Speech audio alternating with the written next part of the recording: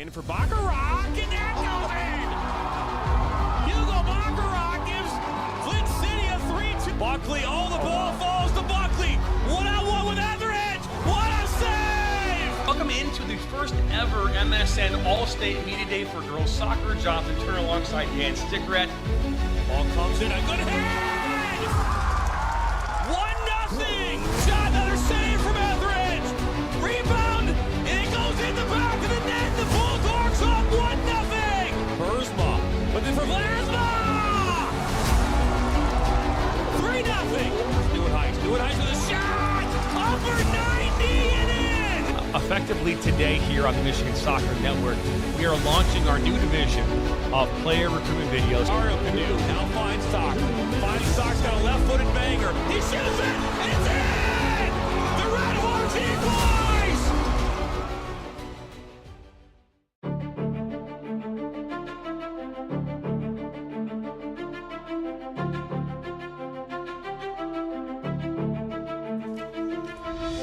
Hello, everybody, and welcome back into Legacy Sports Center in Brighton, Michigan. It is U17 Girls Premier State Cup Final. Detroit City FC, AYSO United, live on the Michigan Soccer Network. Jonathan Turner alongside Dan Stickrat. Third member of our team, Kennedy Broadwell, will join us as well. If you were just here a moment ago, you'll watch the U18 U19s game end in epic fashion. A penalty shootout. It was 4-2. Force FC coming away victorious behind fantastic goalkeeping in Morgan Tanner. But here, a new historic moment on the horizon, Dan, is Detroit City FC and AYSO United looking to capture a state cup final on this Saturday afternoon. Detroit City FC had a team that reached the National Final Four back in July. A lot of those players graduated from high school. They have another team that's made its way to the State Cup Final here today. ASYO United comes from that Hudsonville area, just south of Grand Rapids. Huge talent pool of players coming out of that Grand Rapids area. And Detroit City FC, that team comes from the kind of the Genesee County area up near Flint. A lot of suburbs up in that area feeding into that program as well. So is what we'll see in a lot of these games here today. A lot of different communities, a lot of different high schools represented in all of these teams over the course of 2 days. Dan, I just want you to know, if you do hear some crunching here, it is the Jimmy John's barbecue chips that will be coming through here momentarily. I just want you to know that when Jimmy John's gives you barbecue chips, you got to hit them. I'm just saying that's. But either way, excited to have you along here today as Detroit City FC and AYSO United about to battle it out for a championship trophy, and you can't ask for anything better than that, Dan, on a Saturday afternoon. An incredible finish in that first game here in the field house. Over in the bubble, where Michigan Rangers won a game early this morning in 2-1 fashion. So two different clubs have already captured state cups and punched their ticket into the Midwest Regional next June. And we had zero prep, by the way, to look at the numbers on I don't know who's playing on each team here. So we're going to figure this out in real time, which is always fun. But we're going to – I love this aspect of this.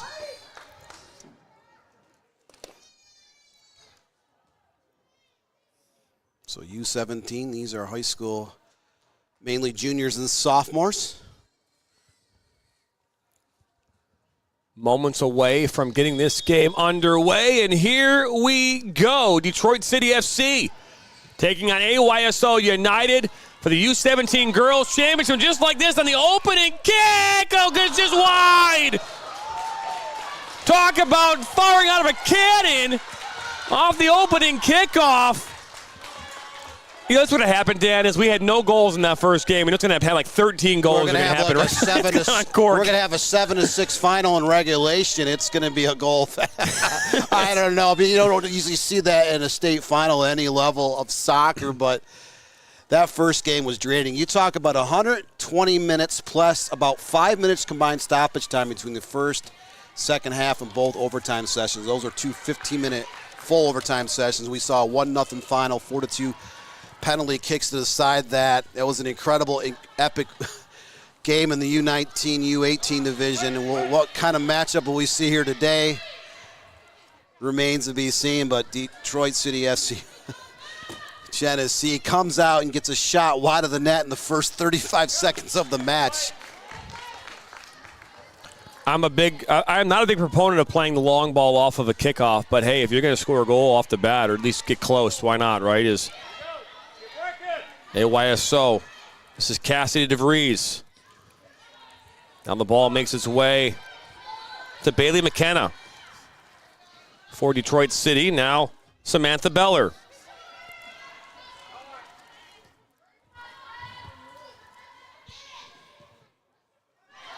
Ball is played right up the middle, but given right back to Detroit City FC.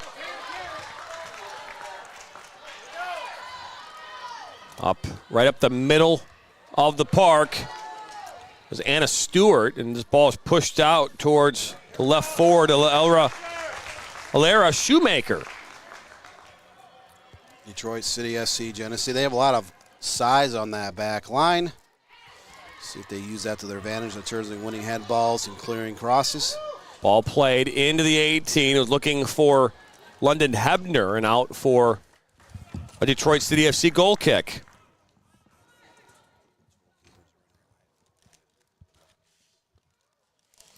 Savannah Rice is the goalkeeper here today for Detroit City FC.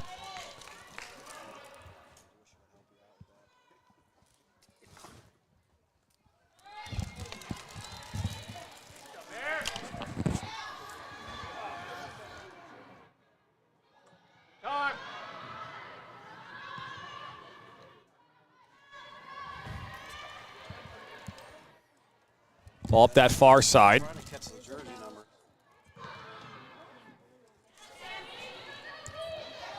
Now here come Detroit City FC. Ball played, and that's going to be the flag will go up as Bailey McKenna was in an offside position.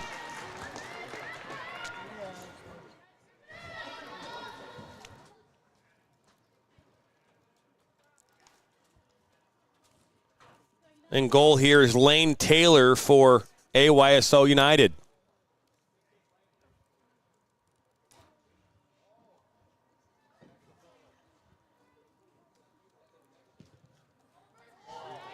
Goalie is wearing number 1, so I always go with process elimination if you don't know who the goalie is. Here we go. Bella. So we'll see a throw-in down in that corner. If you're just joining us, we are blindsided in the corners here, but no worries. It's okay. We'll continue to be able to talk you through it as this ball is played inside. It'll end up making its way out. Actually, number 16 is the goalie, Emmy Adams, and not Savannah Rice. I thought I saw a 0 here earlier, so my apologies for that.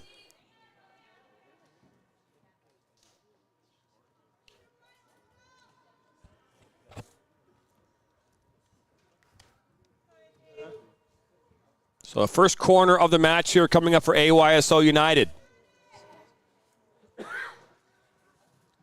Ball comes in. Oh, it's a good loose ball. It might have gone in.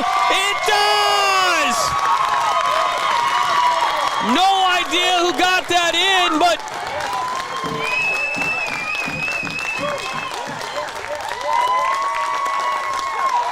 well, based off of all their teammates, I'm going to go with Meredith Helmus, number 9. That was number 6. Number 2, Isabel DeJong served that corner kick right in the middle of the box into a scrum. I don't know what to do here, Dan. We didn't see any goals in that last game. What do you do when they score a goal? It was number 9. Meredith Helmus is the one who put that one in for AYSO United. And that goal came here in the 6th minute. Right at the 5-minute mark.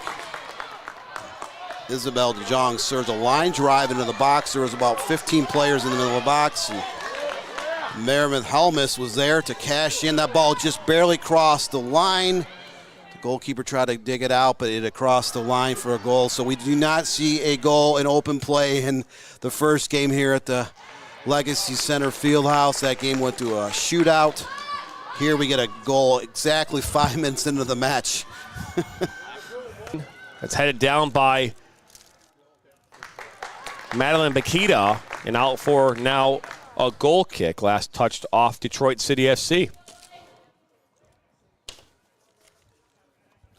Detroit City FC was 4-1-0 coming into this, Dan. 18 goals for, 6 against. They won over Detroit City FC South Oakland 2-1, who they lost to 2-3 in group stage. So talk about, first off, playing yourself is, one, problem there in its own, right? You got to play against yourself. I mean, I can do that in FIFA a lot, right? You can play, you can play Barcelona, can play Barcelona. I just, But they're in the Michigan State Premier PSP 4th place. They're 2-0-1 with 11 goals for and 1 goal against. And last year they were quarterfinalists. They lost 1-0 to MFA Revolution in that fall State Cup tournament. And the flip side of that, let's take a look here at this AYSO side, who, again, Dan, they have a 1-0 lead here in the first 10 minutes of this game. They scored 22 goals, allowing just 1 during group play, 4-0-1. They won 2-0 over DCFC Downriver in the semifinals. A lot of DCFC teams making it into the State Cup final weekends.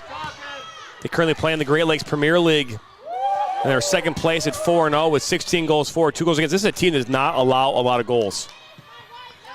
In the girls' club season in the fall, it's unique because you have your league play going on, but in early September they start group play for the State Cup, and then you go through the round of 16, the Elite 8, the Final 4, then the State Cup Finals here today and tomorrow. But it's like you have 2 seasons going on simultaneously. So there's a lot of games being played in under 2 months' time. This ball is played back to the goalkeeper in Taylor, and she'll clear it back out towards. But the defenses have been solid for both these teams. It's one of the main reasons why both have made it their way into the final match in the U17 division. As it's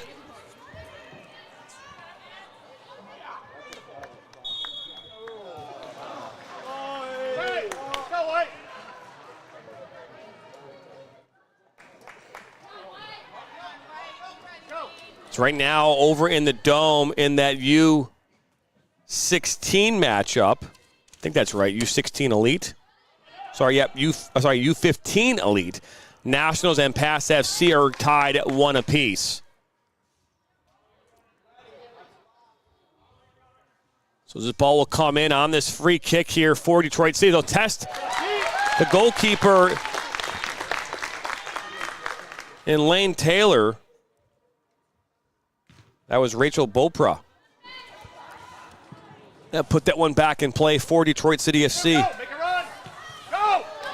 Looking to go over the top. Running onto this. And knocked out for a throw-in. I said goal kick, apologize.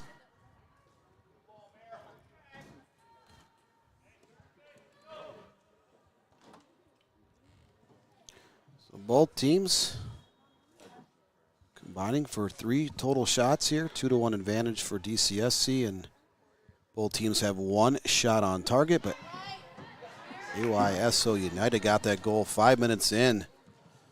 So we're now in the 11th minute. So after a game of 120 minutes plus and a shootout to decide a winner, we have a 1-0 advantage here in favor of Hudsonville-based AYSO. Kornstedt. Good work defensively. This ball up this near side. And Emily Dubb.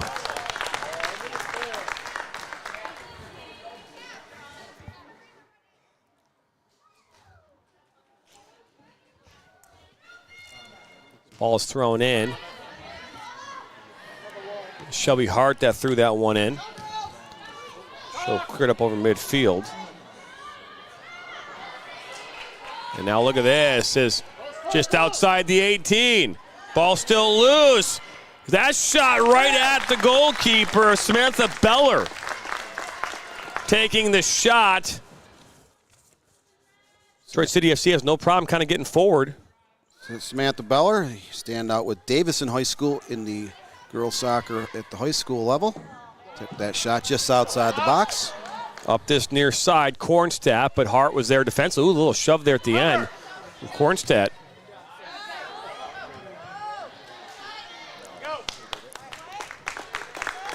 You know, looking at the spelling, Dan, of Ella Kornstadt, her last name, you're Stick Rat, and it has very similar rat at the sound. Does that mean that she has the same kind of background as you? Yeah, I believe it sounds like it's German. The T is usually silent on names like that. Mine's R-A-D-T. The T is silent. Long lost cousins, Dan. No? Yeah, lost a long-lost cousin last week. His funeral was yesterday. I was unable to go down to Chelsea, Michigan for that funeral, but... I didn't mean to go down that direction. I apologize, Dan. That was not what I meant by that statement. I obviously sorry for your loss. 83 years old, I believe. He's kind of the individual. Spent over 50 years researching our family tree, tracing it back literally several hundred years to the Frankfurt, Germany area, but Kornstadt may very well be German. And if it is not, I stand corrected. Well, I did open the question up, so maybe we'll send Kenny down and ask. Find out if that name is German.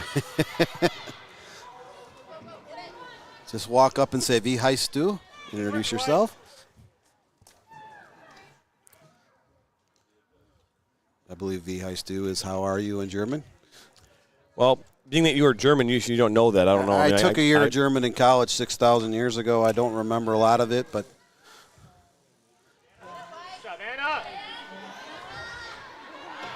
So ball inside the middle of the park.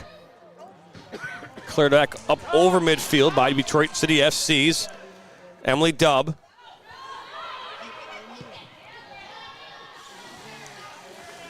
Ball makes its way to that far side of the pitch. Detroit City FC in their maroon kits going right to left on your screen. AYSO in their white and blue kits going left to right.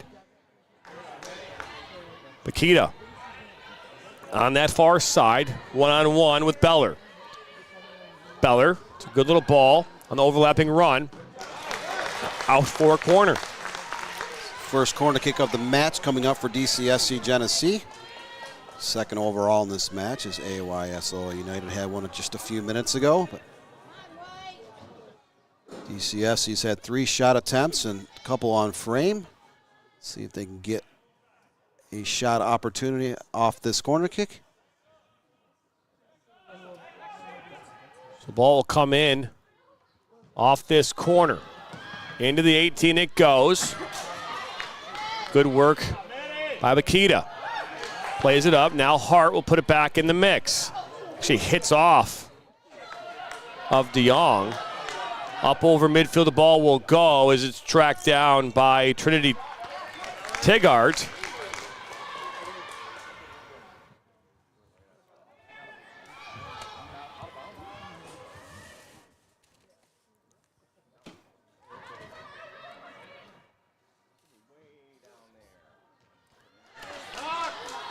Ball played back to Bakita. She'll play it back to Lane.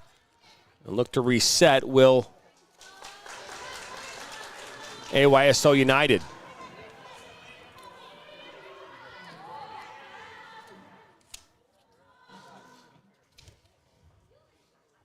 Dan, when I was looking at the preparation sheets we got here from MSYSA in regards to this matchup, you know, you get some teams that give you some information.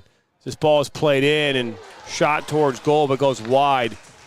Some give you nothing, while others give you a lot of everything.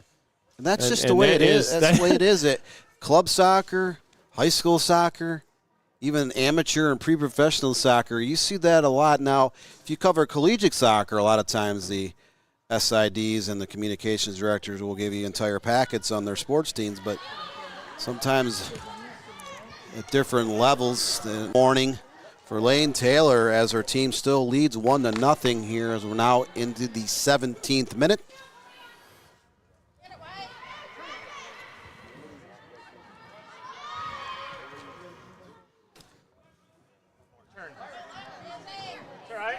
This ball is then shot at the goalkeeper in Emmy Adams for Detroit City FC.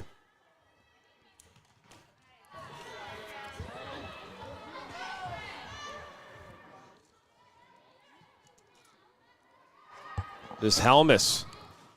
Ball played into DeVries. Out wide to De Jong. De Jong plays it back. DeVries. Back into Helmus. Pushed out wide and out for a throw-in on this near side. Ball inside the 18. With a hard collision. This ball put right back towards the mix. And now cleared up over midfield. And now here comes Detroit City FC. Picked up by Beller. Beller keeps going. Now Beller!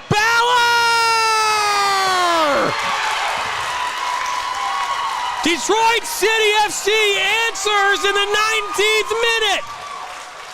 Scored by Samantha Beller. It's 1-1. Samantha Beller gets that breakaway, but a defender came up behind her, was even with her. The goalkeeper comes off her line. She still converts the breakaway field in the Davison High School product. Samantha Beller ties this game at 1 at the 18:08 mark. DCSC 5 shots and 4 on frame. The fourth finds the back of the net. We're all tied at 1 here in the U17 Premier Division, MSYSA State Cup. So Samantha Beller on a counterattack puts the ball towards goal. It deflects over the goalkeeper, Lane Taylor, makes its way in the back of the net. We're all tied up here at 1 apiece.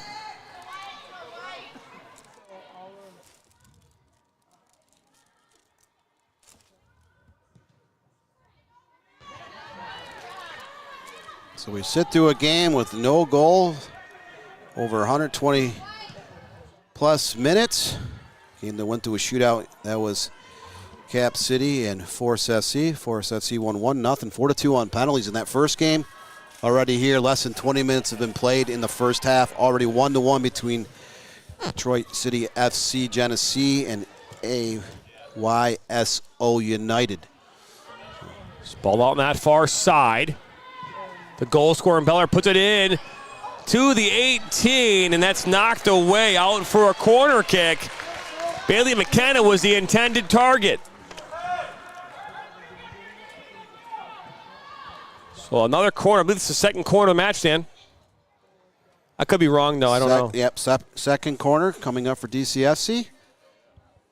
Just scored here a minute and a half ago. They're looking to add a second tally. We'll see if they can generate a scoring opportunity off this corner kick.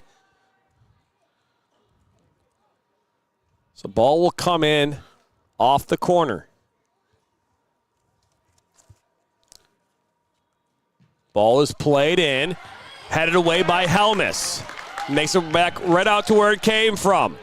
Ball comes back in. Now headed away. Out for a throw-in as that was Rachel Bopra. Helmus, who had that goal for AYSO United in the 5th minute. The huge defensive stop on the header, clearing that corner kick. Beller's in the corner. Good work defensively by Paquita. Gives it right back to Bopra.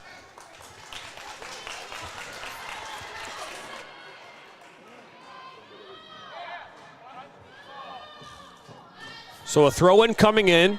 Not much room on that far side. Thrown into Beller. Ball put into the 18 towards that back post. It's headed away.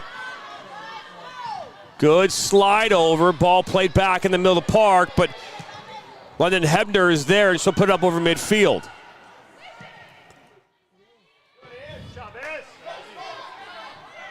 Good physical play. Nothing there. I know parents might want to foul, but they're not going to get it. That's Savannah Rice, by the way, now on the pitch here for Detroit City SC. As we now go to the third member of our team, and Kennedy Broadwell, who's got some information about this matchup. Kennedy? Yeah, Jonathan, I was laughing when you said some coaches just give us everything in our game notes. AYSO's coaching staff absolutely does that. They say their star player is Cassidy DeVries, who you've already talked about today. They say she is the reason, despite her small stature, that they have had so few shots on goal on their side thus far this season. She's great on defense. They also say she plays larger than her size, as I mentioned. And like I said, those coaching staffs over there, they've given us everything. GPAs, what they want to be when they grow up, their dream colleges. And all the girls gave us a fun fact. Hers is that she has a lazy eye, guys. Well, that's a fun fact to say the least. This ball's played in off the free kick. Helmus is there. Remember, she scored that goal here back in the 6th minute as this ball goes towards that back post. As Emmy Adams tried to track it down, out for a goal kick.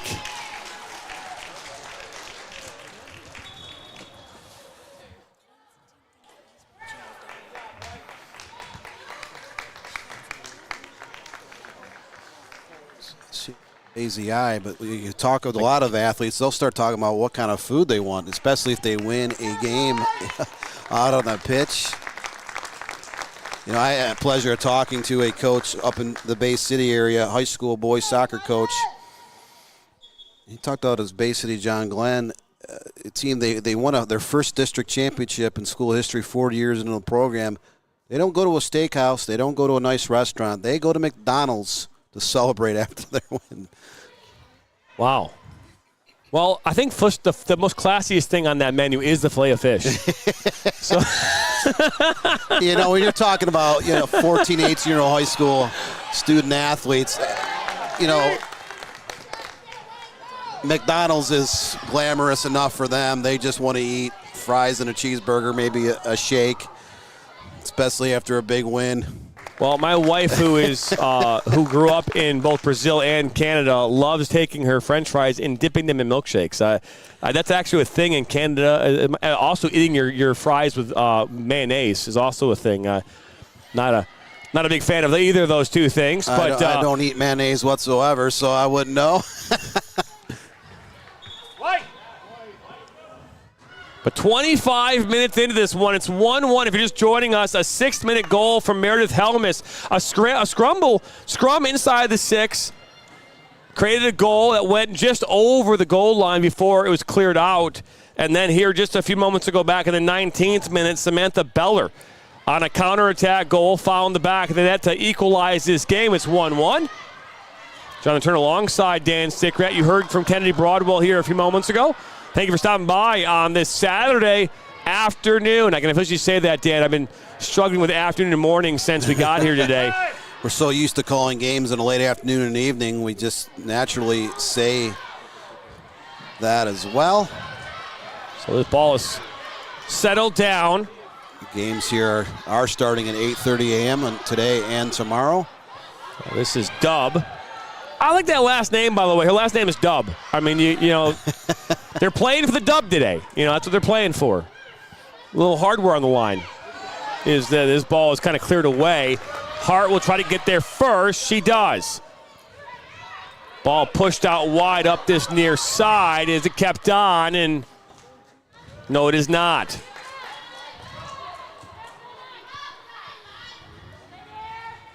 Ball will be settled back now to the goalkeeper, Lane Taylor.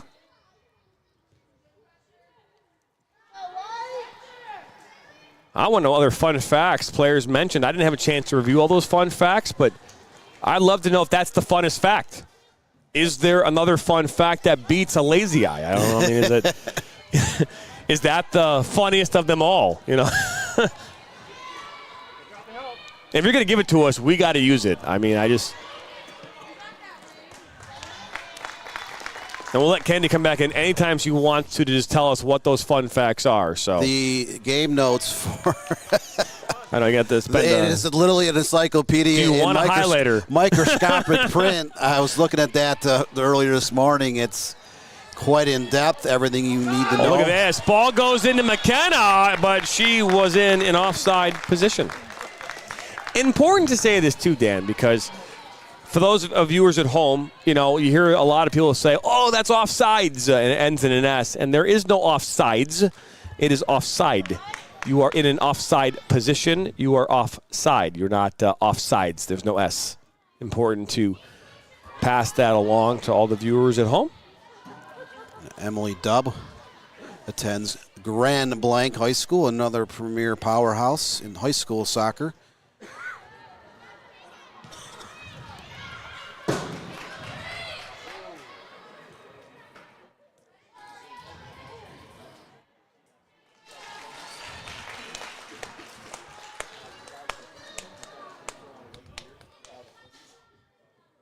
The 28th minute here at the Legacy Center in Brighton, where you're in the Fieldhouse Field.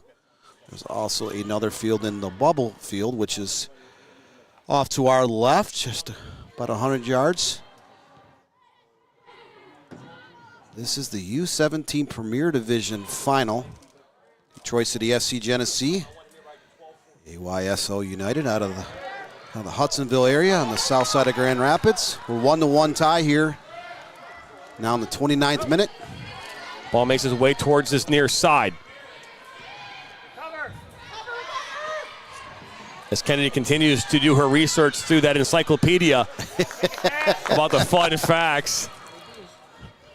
I still got to give credit, though. Got to give credit to it. I mean, you cannot complain about that. I mean, the head coach of this side, David DeYoung, Robert Kornstadt is the assistant coach. As this ball cleared up, managers Abigail DeYoung. And I believe the book came from AYSO United, right? That's where the big, yeah. So, and that's the one thing in our business, Dan, that I'm lucky enough to call games at a higher level at Oak University and for other schools around the country where you have access to just a bunch of information, just so much information you don't know what to do with it, kind of information. You know what I mean? Yeah, and I've been a sports writer for 32 years now, and Jonathan, I send out surveys. I make thousands of phone calls every school year to high schools, to clubs, to colleges, to amateur teams, whatever the case may be. I've covered just about every sport underneath the sun, but one thing I can tell you about when you're doing like previews for games or preseason previews or team rankings, some teams will go out of their way to give information, and there are some teams that no matter how many emails or phone calls you make, you cannot get a single sentence or return phone call out of a coaching staff. All right, I'm ready to give you guys some of my AYSO favorite fun facts. Addison Rousey does not like going in elevators. Okay, I can get behind that. Born on Christmas Eve. Oh, that's very fun. So you don't really get any birthday presents if you're born at Christmas time, right? You got to just get Christmas presents. You got to get double. A ball given away, and a shot, and in! What a strike! Rachel Bulbra! 25 yards from goal, it's 2-1. That was more like 35 yards out. That was an absolute banger. She uncorked the loose ball, upper 90 of that net for Detroit City FC Genesee. So they were down 1-0 in the 5th minute, and they come back. They've taken that 2-1 advantage here. That goal coming at the 30-10 mark of this first half. So 6 attempts, 5 unframed, 2 into the back of the net for Detroit City FC Genesee, and they're up 2-1 here in the first half. What an absolute brilliant effort. So Rachel Beaupra gives Detroit City FC a 2-1 lead here in the 31st minute. Again, that's 2 unanswered goals for Detroit City FC after going down in the 6th minute. And talk about a response from Detroit City FC. They have been brilliant here down the stretch. But AYSO United are not sleepers in their own right. They'll continue to battle here in this first half.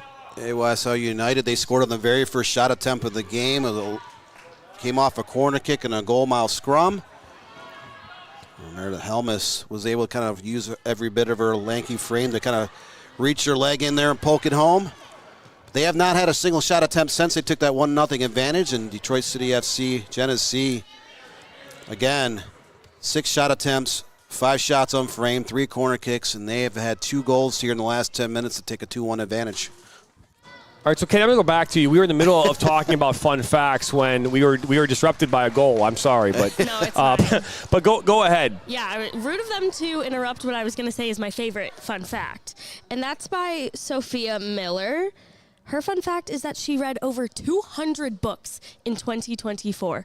And you won't believe this, 100 but books. she might want to be an English major. Yeah, I would I think. wouldn't. Yeah, I was going to say that's 200 books. Well, shout out to her. I mean, that's amazing. Does she want to be a sports journalist? Would she like an Right. internship as a high school student? We are going to Come start on opening that over. door to collegiate and high school future journalists or anyone who wants to get into the world of sports media. We'll talk about that here later today. We're going to start reaching out to people all over the state of Michigan to kind of find tomorrow's star today in terms of being in the broadcast booth. Well, you say tomorrow start today. I like that. That's like the city of Troy's motto. Is it like the future city of tomorrow of today or something like that? Is that how their whole mantra? But it's pretty cool. Free kick coming up here for AYSO United. This is about 52 yards or so from goal. Maybe see a long ball here. Maybe play it short. It's kind of set up for both. This ball will be played more towards top of the 18, but won by Detroit City FC. And Detroit City FC obviously started off as a recreational team for a few friends just inside of Detroit. They called their home Cass Tack. Where a foul called here against AYSA United, so free kick for Detroit City FC coming up. But Dan, you know what that singular team has created here in the state of Michigan is something just nothing short of remarkable. You've got a team competing in the USL League Championship. They've gotten a second year in a row playoff spot. They're fighting today right now for obviously a home playoff game here coming up here in the month of October. And look what they've done with all these youth teams, right? You talk about having all these youth teams now participating all across the state, Genesee County, South Oakland. South Oakland was in the semifinals. They played each other in that matchup. So you start talking about all that. They have done some remarkable things in such a short amount of time. Yeah, a lot of remarkable things. You talk about that expansion of the club circuit. So between Detroit City FC, Midwest United, the Michigan Jaguars, and Nationals SC, those 4 clubs have been reaching out in terms of they're expanding their web in terms of opening up more and more branches in the club circuit for boys soccer and girls soccer. The sport keeps growing. More and more kids are getting involved. More clubs, more high schools are adding teams, adding branches. It's great to see for the sport, but those 4 clubs in particular, we just mentioned Detroit City SC, the reach is far more than just the downriver area of Detroit. They have teams up in the Flint and Saginaw area and even up towards Lansing. Oh, look at this. Now Beller will take a shot, and Lane Taylor will make the save. Not much trouble for Taylor, but Beller, who's already got a goal back in the 19th minute, looking to add another.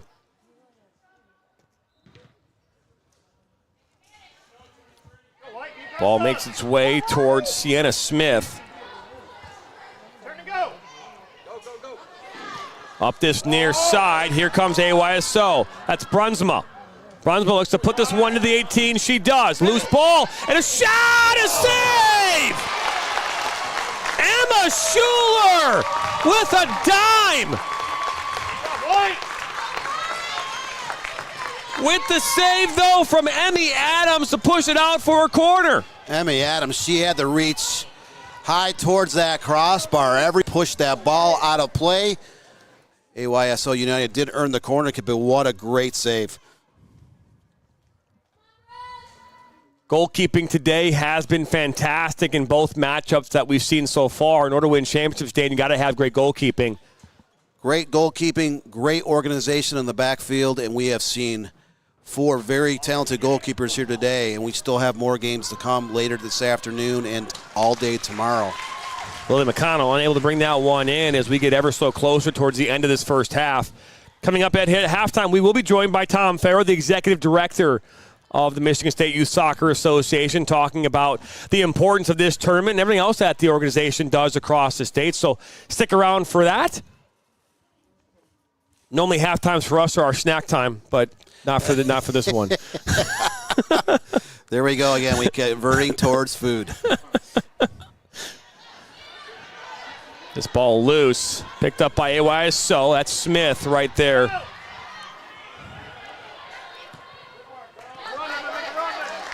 Now AYSO United up over midfield. Ella Beamer up towards Brunsma.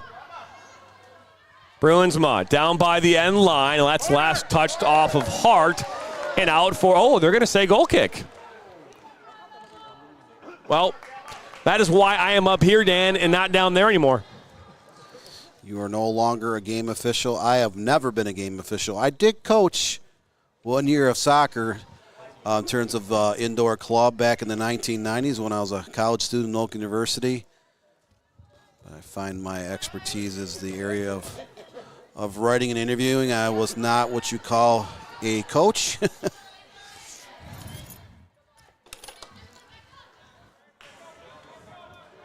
We all have our own talents, right, Dan? Some of us are writers, some of us are talkers. Some of us are athletes, and some of us are not, right? I mean, it's, yeah. Still trying to figure out what I am. I'm 42 years old, so. You have helped elevate the Michigan Soccer Network and the Premier Media Group to new levels here. No question. I mean, this is a fantastic. I remember this as a kid. I mean, to think about it, I played in a state cup final once as a player.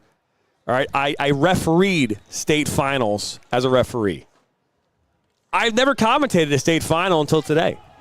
I mean, the only thing I haven't done is coached, and that's the next level. I'm not going back to coaching people. I'm just not. That was a good 5-year run, and no thank you for me. But this is cool. It's really cool. This ball shot through traffic, rebound, still loose top of the 18. A little shove, no foul there, says the referee, and another little push, but we'll keep it playing. A little ball back now by Schuler. Plays it towards this near side. Hart will get a touch and now cleared up and out. Rusi. Out wide. Up that far side. Cut back. Played back to Rusi. Looked to go inside. Met by a wall. Looking up the goal scores, there's 3 goals in this game. Meredith Helmus of AYSO United. She comes from Grand Rapids South Christian, where she also plays girls basketball. Samantha Beller at DCSU Genesee. She spends her high school days at Davison High School, and Rachel Bopra is a student at Lapeer High School. Davison High School, right? Davison, Lapeer, and Grand Rapids South Christian. So 3 completely different communities. Ball make its way. Having players score goals here in this game number 2. This is the U17 Premier Division of the MSYSA State Cup Finals. Dan, and it's something we talk about the players, right? There are 3 teams on the field right now. You've got the players for both teams and the referees. And the referees are here as well as this ball is played up. We'll talk about that in a moment. Ooh, it's a collision, and now a free kick coming up here for Detroit City FC. About 30 yards in front of the goal. I believe that was Amelia Kroninger that went down. Kroninger. Is now this free kick coming up for Detroit City FC. This looks to be about 31 yards from goal.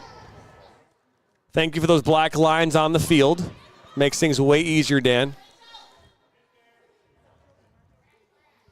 They do play some youth football and some 7v7. She's taken by the goal scorer, Rachel Bopra. So you can see the different types of lines out here. 4-man wall. Soccer, football, and lacrosse lines on the soccer field here today at the Legacy Center. Bopra will just take the shot. It's saved by Taylor. She kept it in front of her enough so that she could get that rebound. But a good challenge there by Bopra, and Taylor was there to make the save. DCFC Genesee, they've been putting a lot of their shots high up towards the crossbar and up towards the upper 90s on both sides. Taylor's got 4 saves and 6 chances here on the afternoon. Ball headed up. Now this ball will be played back to Taylor. She'll clear it up with command over midfield. But as I was saying about the referees, Dan, is that the referees are not just like assigned like you might any other game. They are hand-selected by the referee, the Michigan Referee Committee.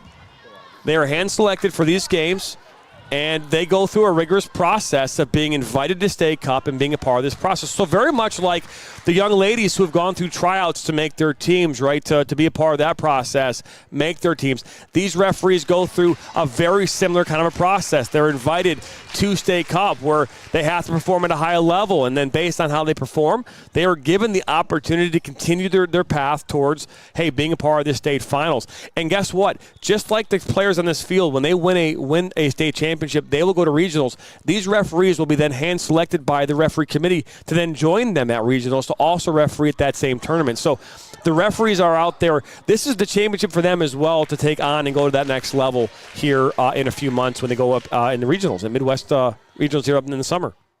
Referees are definitely under a microscope in every sport. You talk about being awarded games. So when you look at club soccer games at different levels of that soccer pyramid, high school games, collegiate games, the referees, when you get deep into like conference and state tournaments, national tournaments, those referees are all selected based on their performances out on the pitch over the course of the previous years. So they just do not select names out of a hat. The referees have to earn their way to be able to do games like this, just like the players come together from a multitude of high schools to form a quality club team and make their way to the State Cup Finals.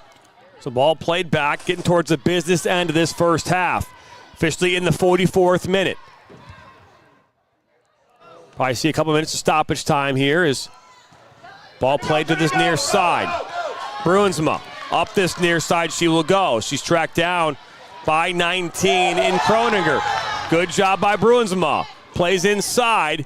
She'll get it right back though. So now Hart will try to clear it away, but not out of danger quite yet. That's Rousey.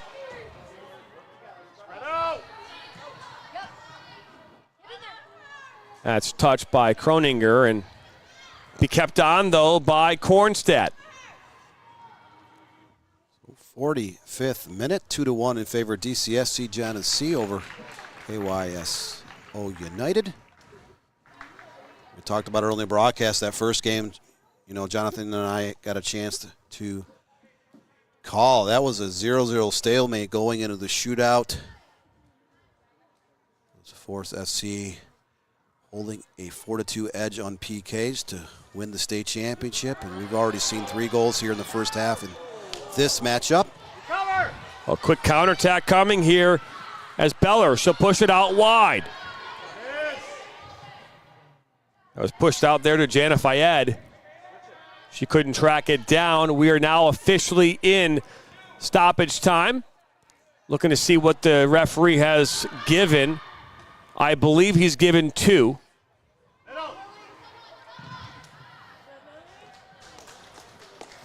Believe that's correct. Unlike in the professional ranks, they don't necessarily look to us, or there's not a communication between the staff and whatnot to us up here in the box. So a lot of it's, you know, me trying to find it with binoculars. See the hidden signals between the referee crews to find out what they're doing. I saw 2.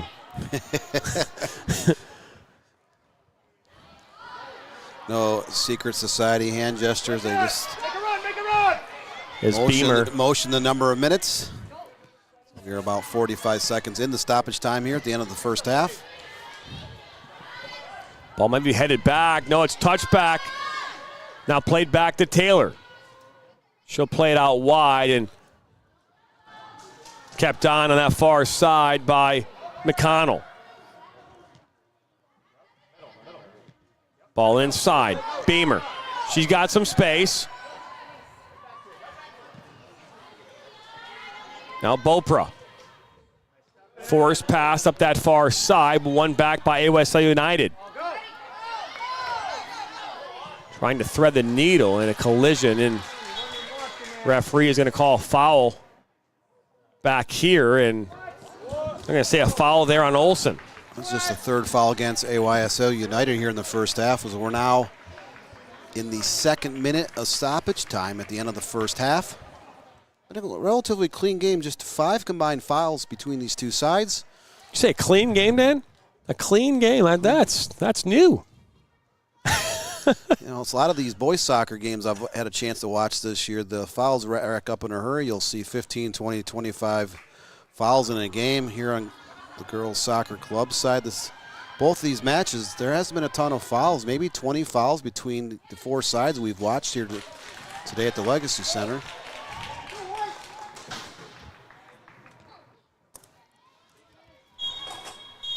And that will wrap up this first half. An exciting first half, to say the least. It started off with a 6th-minute goal from Meredith Helmus to open the scoring by AYSO United, then 2 unanswered goals in the 19th minute by Samantha Beller, and then again by Rachel Bopra in the 35th. It's 2-1, 45 minutes ago, and who decides to win this U17 Girls Premier matchup? We'll find out who does it after this.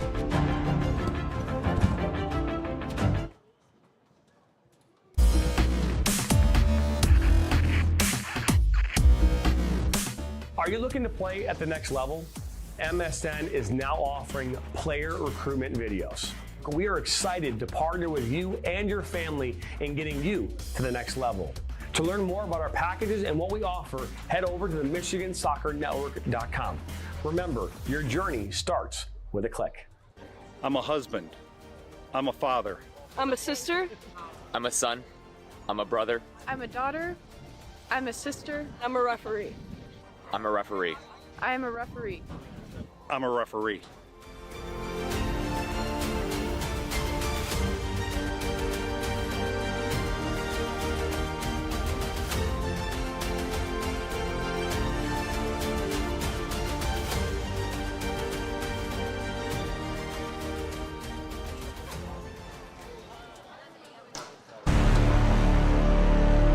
He'll cut it back on his left foot, and there goes in!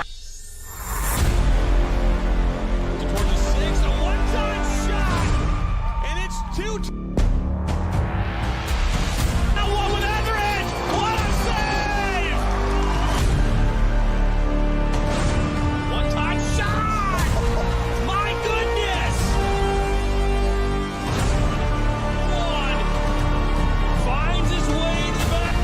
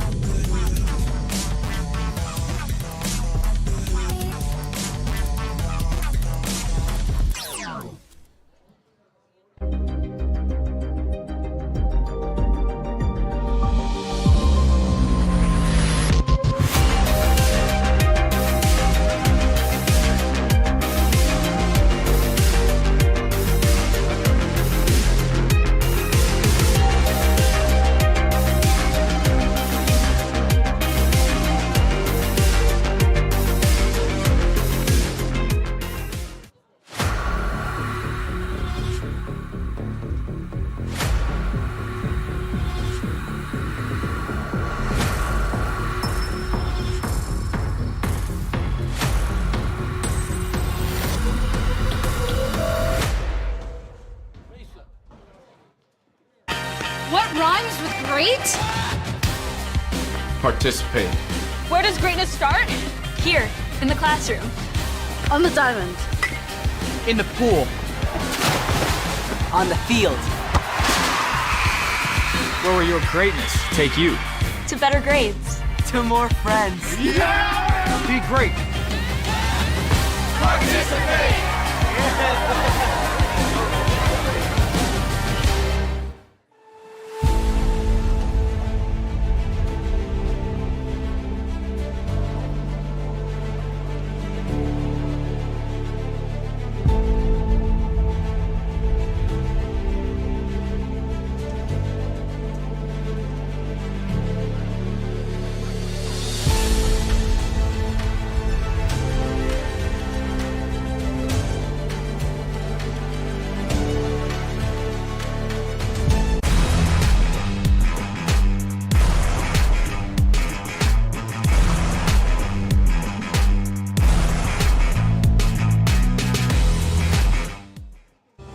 Are you looking to take your game to the next level?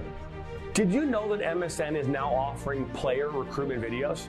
Our packages include a player profile where you show your preferred positions, the club, the league, or school that you play in, your current coach contact information, and more. The highlight videos could be self-submitted, 15 to 30 clips that will be put into a 3 to 7 minute long video. Video review of your Huddle, VO, or other platforms that you might have video on, as well as for an additional charge, MSN can come out and film games for you to create those clips. Our coach evaluation process, which is also an additional charge, where we have college coaches from various levels across the United States that will review your game film and provide feedback on how to improve that film, as well as also evaluating your play and what you can improve on. To learn more about our packages and what we offer, head over to the MichiganSoccerNetwork.com. Remember, your journey starts with a click. The following is a presentation of the Michigan Soccer Network. In for Baccarat, and that goes in! Hugo Baccarat gives Flint City a 3-2. Buckley, oh, the ball falls to Buckley. One-on-one with Etheridge. What a save! Welcome into the first ever MSN All-State Media Day for girls soccer. Jonathan Turner alongside Dan Stickrat. Ball comes in, a good hit! 1-0! Shot, another save from Etheridge! Rebound, and it goes in the back of the net. The Bulldogs up 1-0! Burzma, but then for Vlasma! 3-0! Stewart Heiss with a shot! Upper 90 and in! Effectively today here on the Michigan Soccer Network, we are launching our new division of player recruitment videos. Mario Canoe now finds Stock. Finds Stock's got a left-footed banger. He shoots it, and it's in! The Red Hawks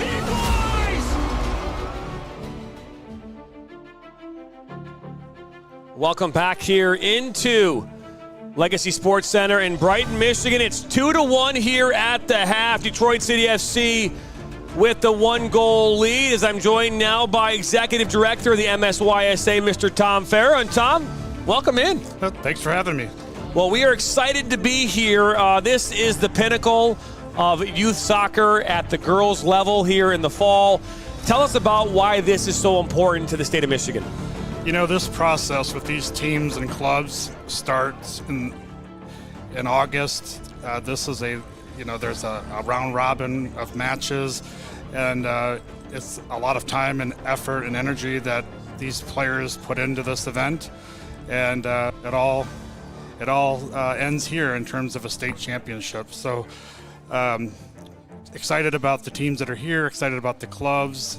These are all the clubs and teams that are here are very well coached, and they're representing us quite well in the finals today.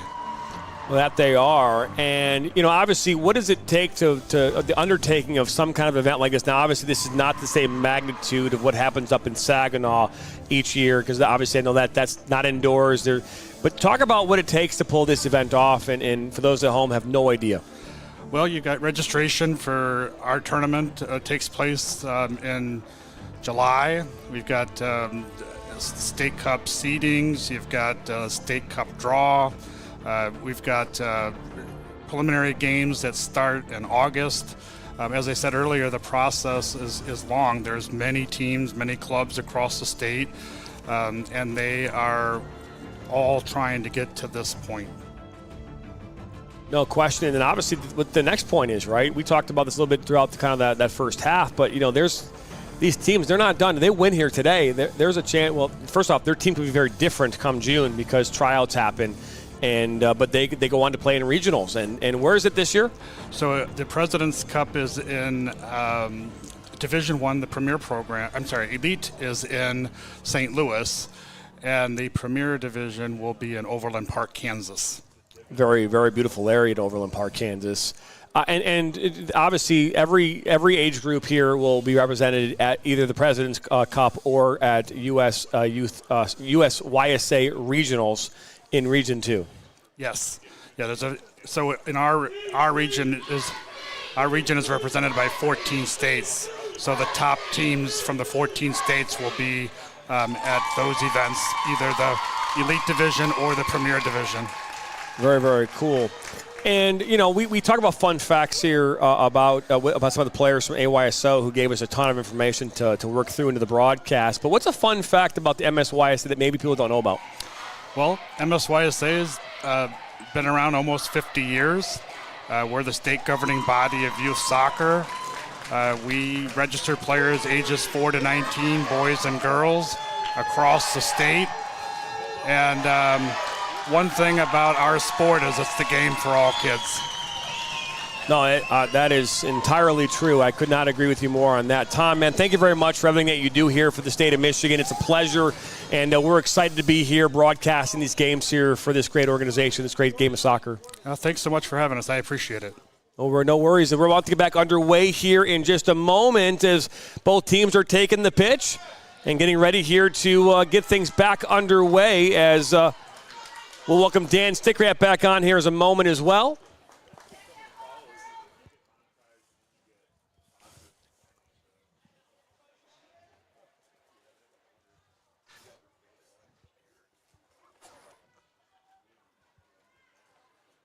As again, AYSO United in their white and blue kits going right to left on your screen. Detroit City FC in their maroon kits going left to right. Referees are set.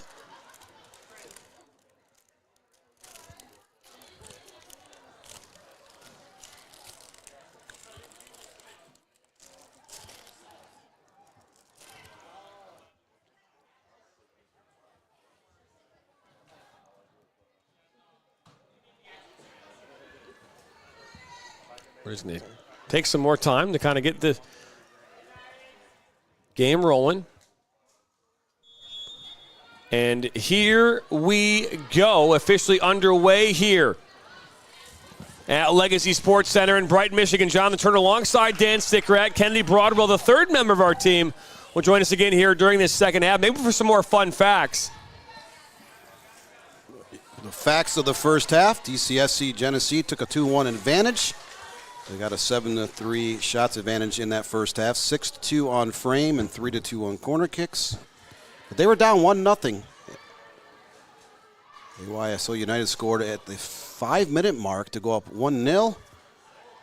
Detroit City FC Genesee came back with 2 goals in that first half to take that 2-1 advantage. That's where we stand right now, just 40 seconds into the second half. Find themselves down a goal and try to find a way to generate some more offense. They just had the 3 shot attempts and 2 shots on frame over the first 45 minutes.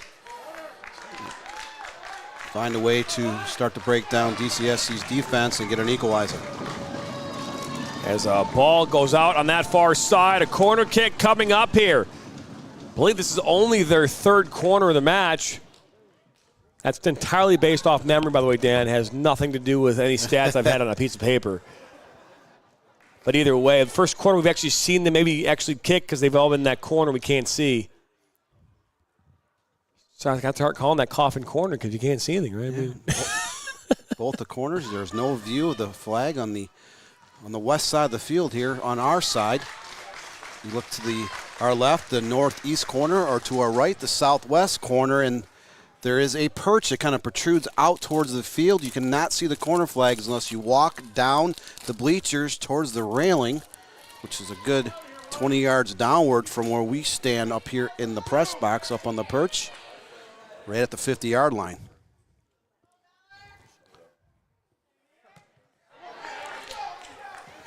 Ball cleared up towards Beller. Beller scored that goal back in the 19th minute. The game go-ahead goal was scored by Rachel Bopra in the 31st. This ball into the box, brought down, though, by Kornstad. Kornstad will put one right up towards the goalkeeper, and Emmy Adams, who made a fantastic save of her own back in the first half.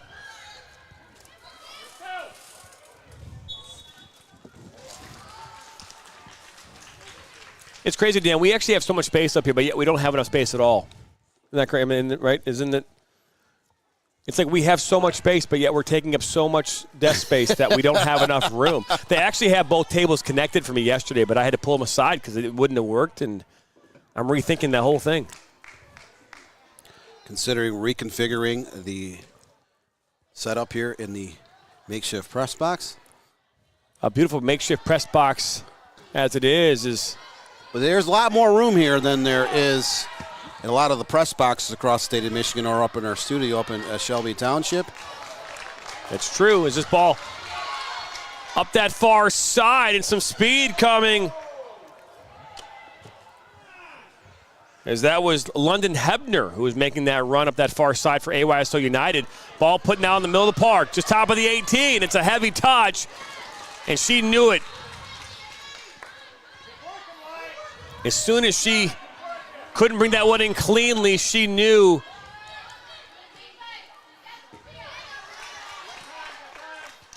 that she just couldn't get that shot off.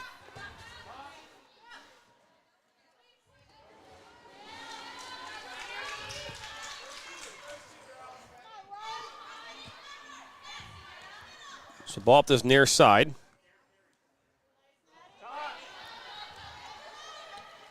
Ball now at the foot of Meredith Helmus. She's the one who scored the game first goal.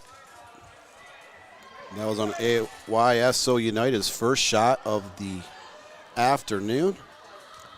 Ball touched there by Kornstad. Ball pushed out wide. Hebner. Hebner puts it into the mix. Good work defensively. In comes Anna Stewart. Back to Hebner. Now Hebner low and a save. That shot was going for the far post.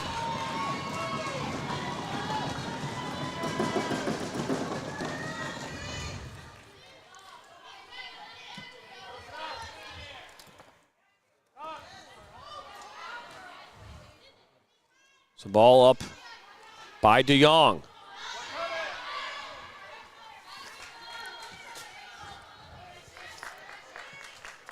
Helmus. Shoemaker. Ooh, a shot that's through traffic by Stewart and out for a goal kick. But Dan, I didn't have a chance to eat snacks during that halftime break. I was like, maybe I normally would just because of the interview with Tom Farrow. But I did have a chance here just a moment ago to try one of those Jimmy John's chips, man. And they're not barbecue. They're regular chips. That was a little disappointing. But that kettle potato chip, money. Just money. I have yet to indulge in the potato chips. I did have a chance to eat a submarine sandwich from Jimmy John's between Game 1 and Game 2 here at the Legacy Fieldhouse. I will indulge in the chips later today. So ball is put back in, but Helmus is now Shoemaker. Back into Helmus. Ball played back to DeVries. Looking for Helmus. That's just a misplaced ball. And up this near side, they will come. Again, it's 2-1 right now in favor of the Nationals over at the Dome. Looks like a player from the Nationals is currently being treated inside the 18.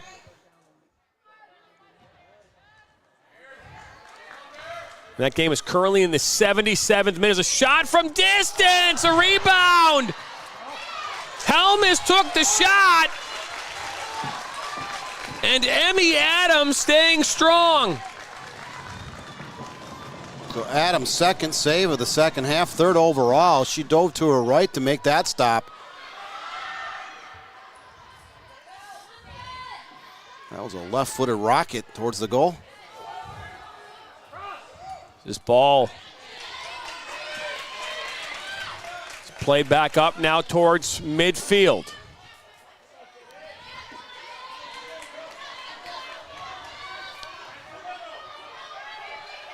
Up this near side.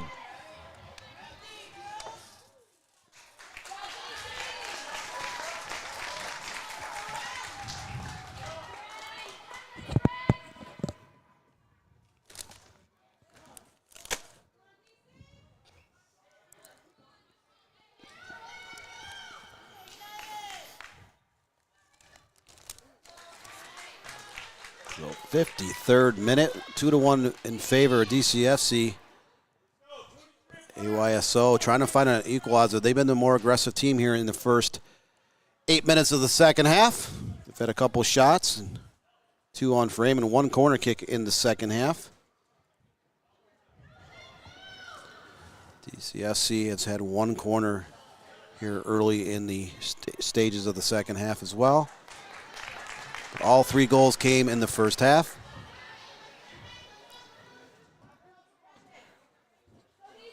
This is the MSYSA State Cup Finals U17 division for Premier. Legacy Sports Complex in Brighton, Michigan is the place. We are the Michigan Soccer Network. Glad to be part of the broadcast team here for all 10 games in Brighton, Michigan between today and tomorrow. On behalf of the MSYSA. Ball up that far side into Hebner. We have not really talked about some exciting things that are happening right now for MSN. But there's some things that are happening for PMG that we definitely need to talk about. There's this ball into space, looking for McKenna, but right there defensively is Bakita. We've talked about it before, and we'll talk about it, I'm sure, throughout this. But, we've been doing a lot of things behind the scenes to make waves in the world of broadcasting, and one of those is something I've been working on for the last 3 years. We're going to announce some stuff here later this week in regards to that specifically. It's pretty cool. A lot of game changers, a lot happening behind the scenes. So we continue to expand our web across the state of Michigan. All across the nation. And beyond. The nation, Dan, the nation. We announced at the end of July about the forthcoming venture of the National Soccer Network under the Premier Media Group. So we will continue to grow that as well as our in-state Michigan Soccer Network platform. So much in store, so much possibility, such more growth here. Look forward to the next couple of years to see where we're at now and where we will be come this time in like 2027. So is free kick coming up here up this near side. I want to thank our great production crew here today. Full team here helping out and assisting on this Saturday afternoon. Everyone got here at 7:30 this morning. Well, not everybody. We were here at 6:30, so.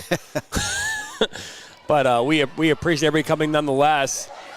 Look at this, almost a giveaway, and a one-time shot by Beller goes up and wide. She actually had a little bit of time to either take an extra step or send that low ball to the far side of the box. She had a teammate making a run. Number 5, Bailey McKenna, kind of made that run along the left side, but Beller's shot was high over the crossbar. Ball back inside the 18. Almost given away again is now Helmus. Into DeVries. Back to Helmus. And up over midfield they will come.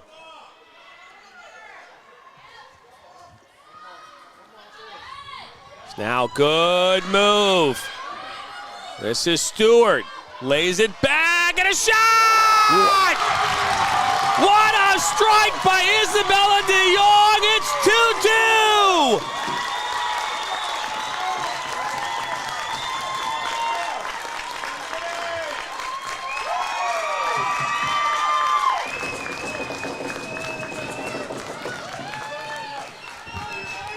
Isabella de Jong, an absolute rocket from about 26, 27 yards out in front of that goal. That landed in the top shelf.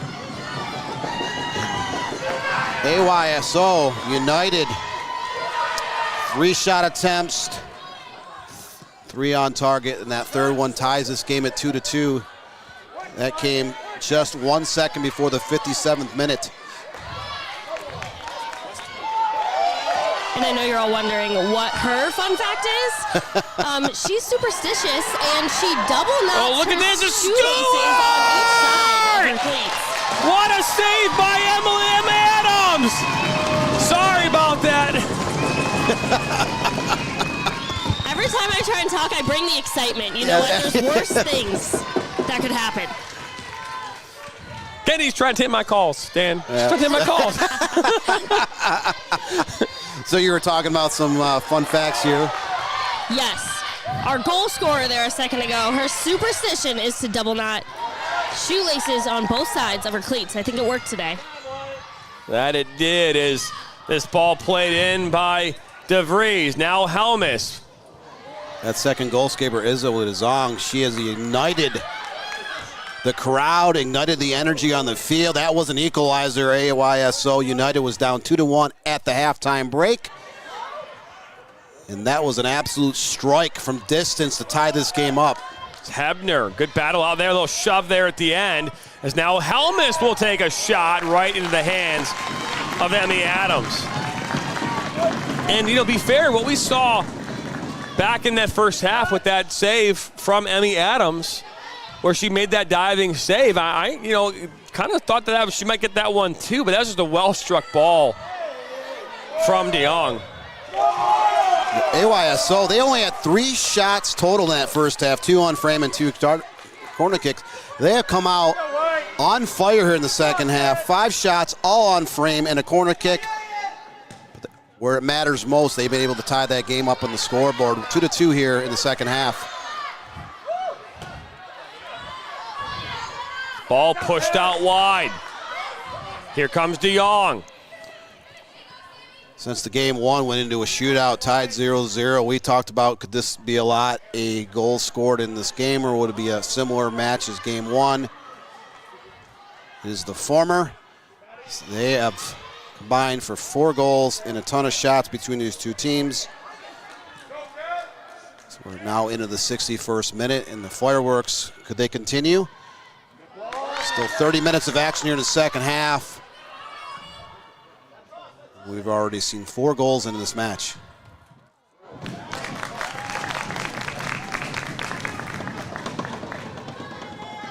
So ball in, Helmus. Looking maybe to play that towards Stewart. That shot blocked from DeVries. She'll look to play it out wide, up this near side. That's intercepted, but right back to DeVries and AYSO United.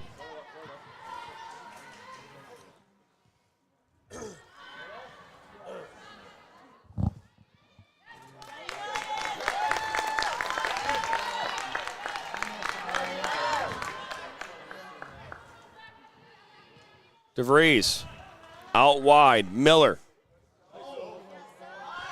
Back into DeVries. A lot of patience defensively here by Detroit City FC.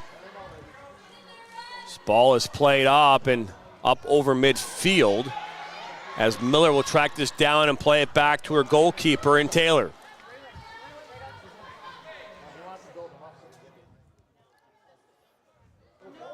Now the ball played back to Taylor once again, this time from Wonders. I wonder what Wonders' fun fact is, if we have one from Madden Wonders. I'm just curious. Her last name is Wonders, so I'm just curious what she's got up her bag of sleeves in regards to her fun fact. I'm sure Kennedy Broadwell will have some information about that. Possibly.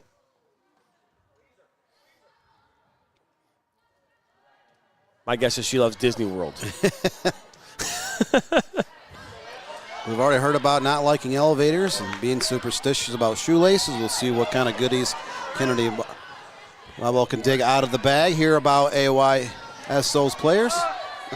So Smith will bring this up over midfield, and we'll head it back to Kennedy now. What do you got for us? Okay, guys. Wonder's superstition / fun fact is that the last hype song she plays before every game is The Motto by Drake. Oh. YOLO. Oh, boy. Oh, boy. There it is. Okay, so not what I was expecting, though. I was expecting something with a little more wonder. Maybe some bread, like Wonder Bread, Facts in the book is that one of the girls' favorite food is bread. Just bread. Oh, well, that's aligned with my wife who loves just plain bread, right? Loves sourdough bread. I like garlic bread, especially with like spaghetti, a little bit of blue cheese on my dressing on the salad. Well, I totally just like you. I can't have spaghetti anymore, Dan. All right, sorry to rub that in. Wow, right. Dan. Wow. This ball loose just outside the 18. Picked back up by Miller. So you can buy a defender and keep battling hard as this ball actually last touch off of her and out for a throw in on that far side.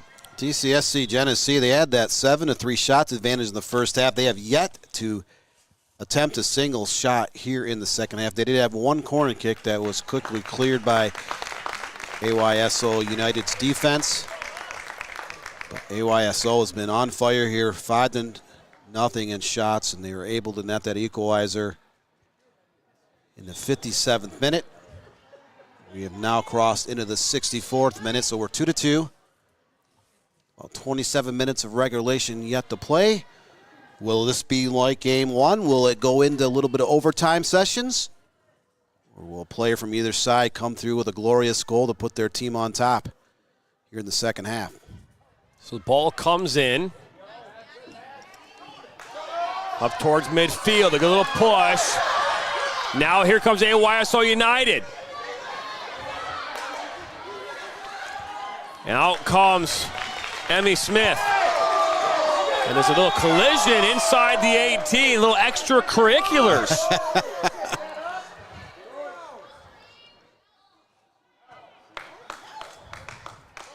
As now the referee has some words, and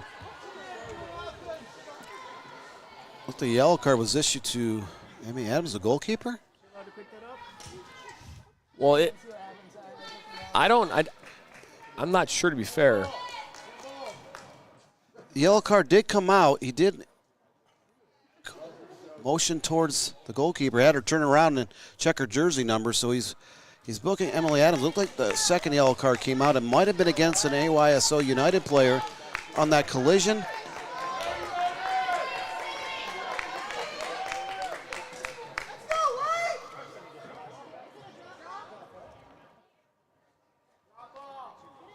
So it looks as though the Nationals ended up winning in that second game over in the Dome. They won by a scoreline of 2-1. And the only reason why I know that is our production crew has made their way over here. So since they're not over there and they're over here, I would assume that game is over with. It's cut inside. Now Stewart. Oh, that's a good pullback. She plays it back now to Helmus. Helmus. Looks at that far side to Hebner.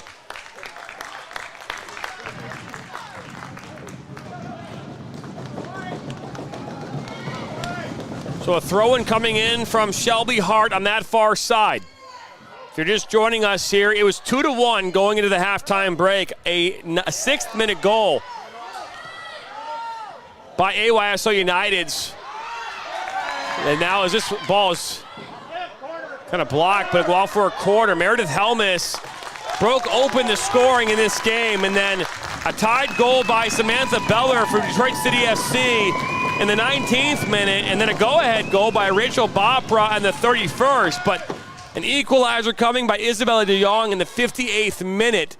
This game is tied 2 apiece. That's DeJong over there in the just wondering if this northeast corner, get ready to take field that corner is cursed kick. in. Just about 23 minutes and 10 seconds to go till stoppage time. As it got eerily quiet in here again as this ball comes in off the corner. Helmus gets a head on it. Is now trying to be tracked down, but it'll end up going over the end line as Cassidy DeVries was their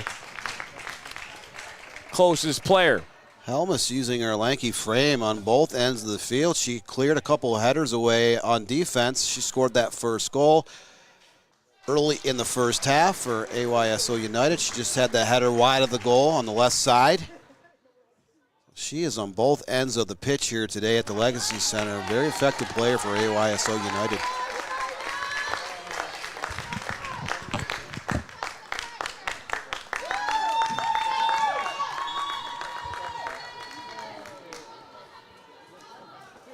So a couple of substitutions coming on here as Detroit City FC who scored 2 unanswered after that goal back in the first half.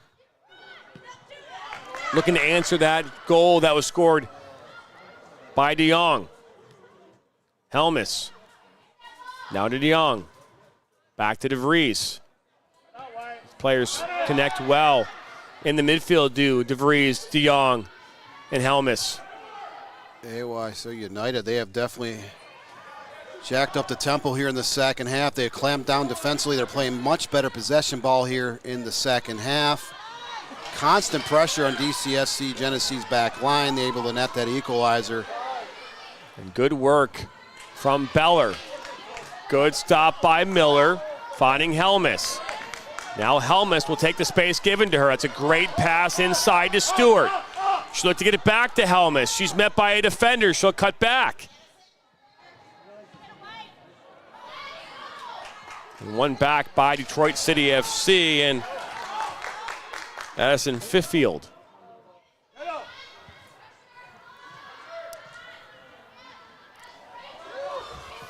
Ball played up. A collision as Miller went down, but we'll keep playing. His ball into DeYoung and now Savannah Rice. Ball won back by Shoemaker inside for Stewart. Gotta be careful not to dive in if you're DCFC here.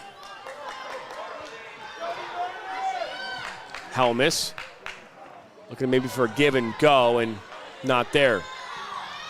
You know, in a sport like basketball, if you're not playing up to par, if the other teams are applying a lot of pressure, you can call a timeout, but this game, DCSC has struggled in the second half.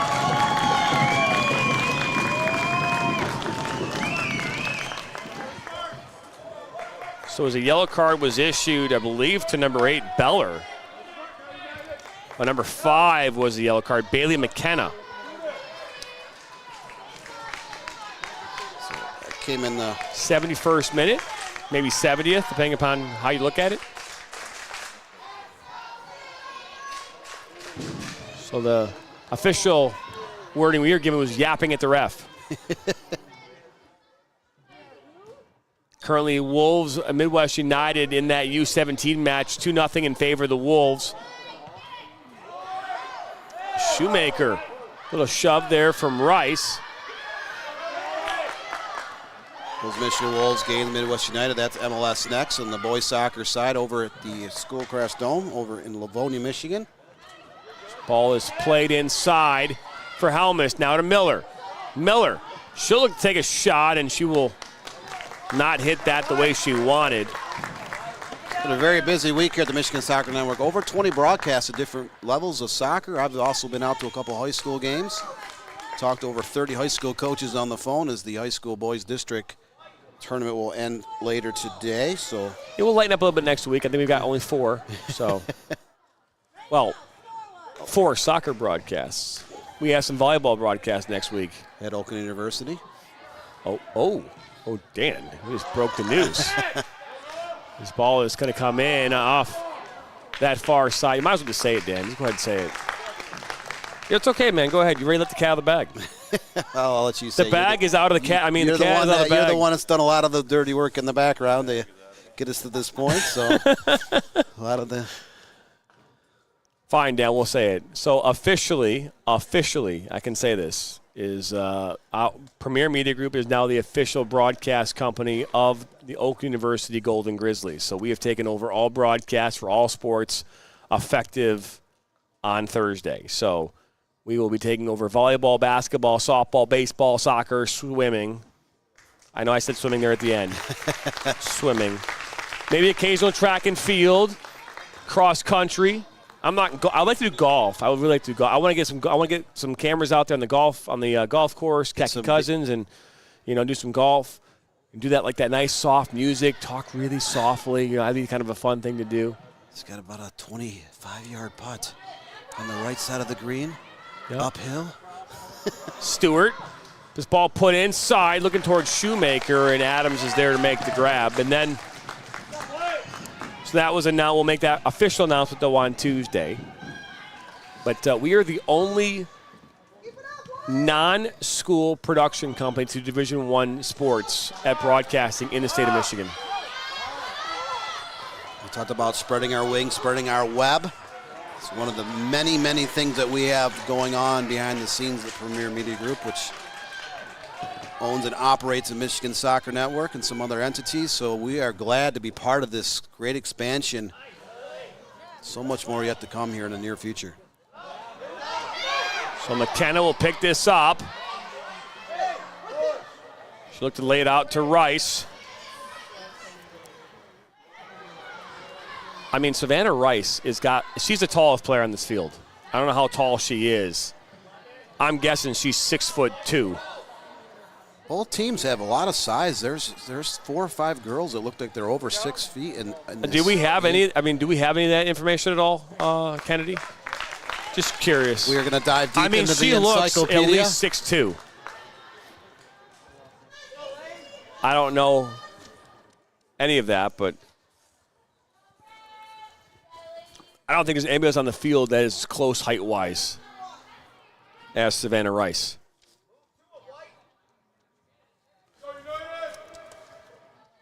We do not have it. I might have to send Kennedy down in the bleachers to find Savannah Rice's mom or dad.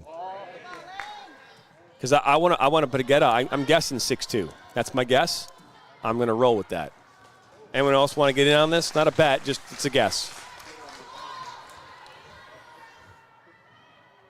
5'11". All right, we got a guess 5'11". This one comes into the 18. Beller's right there. It's cleared away.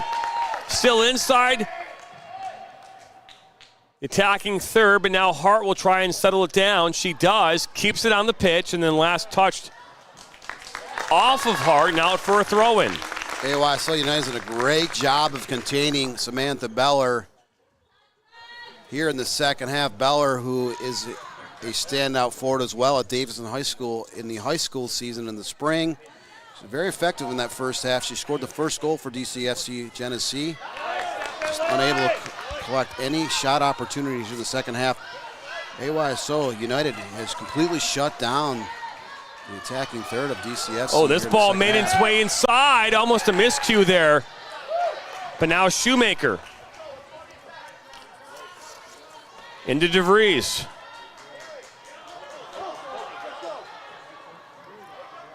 Back into Helmus. She'll bring it up over midfield. Into Stewart. Forward in the back for Detroit City FC as she tries to find that slot, but right back to Stewart. Now Stewart will cut it back on her left foot. Into Shoemaker. Misplayed, but now Helmus. Good cut back. Now DeYoung. So looking up some information on Savannah Rice, she attends Davison High School. She is a 6'1" center, the class of 2026 for the Cardinals girls basketball team during the winter months. So the junior stands 6'1". She is clearly the tallest presence on the soccer pitch here for DCFC Genesee. Is Beller. This is the last touch off of the defender in Bakita as it goes out for a corner. Good DCFC crowd on hand here today. It's just a half an hour drive south of the Flint area to get down here to Brighton along US 23. AYSO United. I believe their offices are out in Hudsonville, Michigan area, just south of Grand Rapids. A lot further track for them to get over here to Brighton. This is the 5th corner kick of the game coming up for DCFC Genesee. Looking for a way to get off that first shot attempt here in the second half. So here comes the corner. Towards that near post, kind of skirts through, rebound, makes its way back out, comes right back out, and towards the goalie! And McKenna was there on the rebound, but Lane Taylor able to push it away. 2 saves and one in less than 5 seconds for Lane Taylor.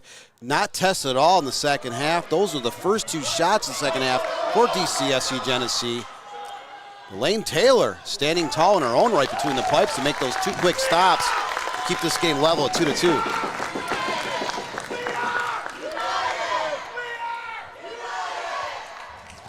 Both cheering sections are getting loud in here today. We've heard the Detroit City FC's chants. Now we're hearing AYSO United's chants. If only I could get down there and say who's going to be the better one, they could start going at it, but can't get down there to do that. We are in the 79th minute, 2-2. Will there be a glorious goal here in the waning 12 minutes plus stoppage time of this match? Will we see overtime much like game 1? You talk about players absolutely exhausted going into a shootout in game 1. Cap City and Force FC 0-0 going into the shootout, and Force FC won that state cup title 4-2 on penalty kicks for that 1-0 edge over at Cap City. That was a grueling long match. Both teams laid everything on the line. Great defensive plays, a couple of great saves by both goalkeepers, but there had to be a winner, and that winner was Force FC out of Plainwell, Michigan, taking home the U18, U19 Premier Division State Cup Championships. Congratulations to that side. A great effort here today and punching their ticket to the Midwest Regional next year.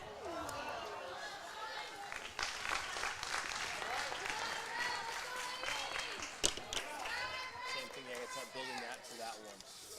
How you put up there. Just type in Revolution and then that team, which is the Tigers. Revolution. Helmus tries to turn on this. She gets the ball back. Up this near side, getting past Rice. Rice will take down Helmus, and she's slow to get up. Crowd getting on their feet here a little bit after that foul. And now they start to use the aluminum benches to their favor. This game is tied 2-2. It's 11 minutes to go. A state championship and an opportunity to play for the state of Michigan in regionals on the line. I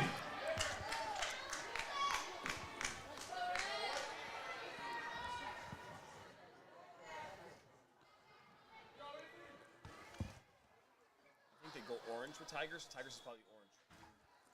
So it looks like DeYoung will stand over this one. That wall looks about 20 yards. Looks long. Don't look 10. But either way, DeYoung will put this ball back in play. She'll put it towards that back post. Ball comes in loose, still down, and now finally Adams comes up with it. Looks like she might have gotten maybe kicked or collision in the face. You know, with the game level 2-2, Adams' 7th save of the afternoon, 6th in the second half. Michigan Tigers in there, Michigan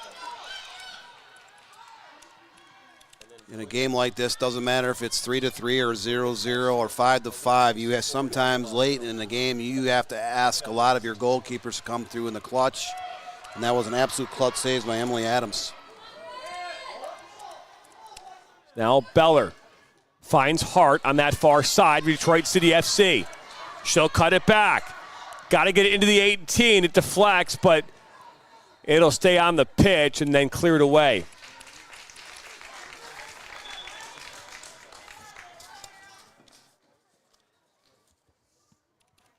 So a couple subs coming in now. It looks like Helmus will step off, and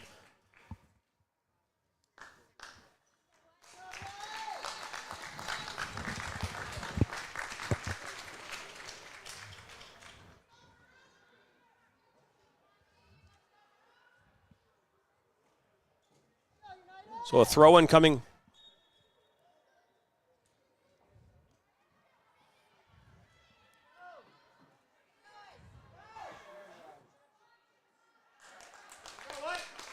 We're now crossed into the 83rd minute. The game is level at 2-2.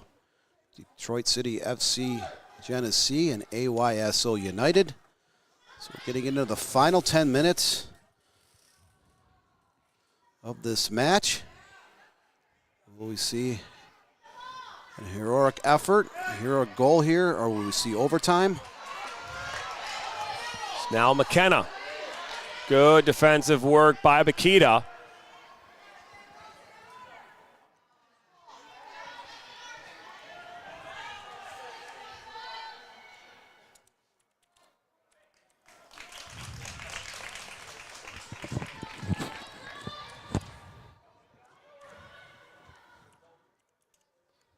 Now Beller, she'll try and track it down on that far side, looking for McKenna.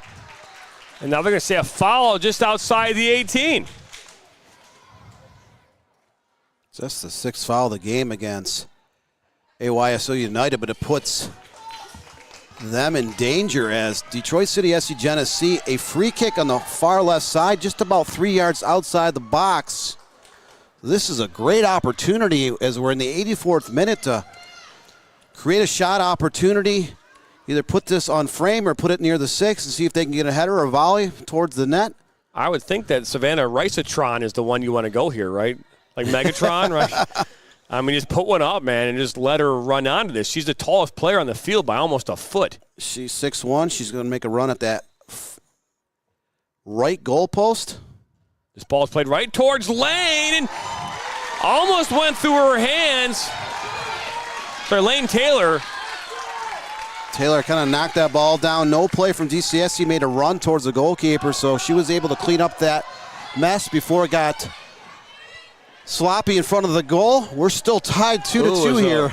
Rice kind of, we got a foul called there or not, but I think it was a foul as down went DeYoung.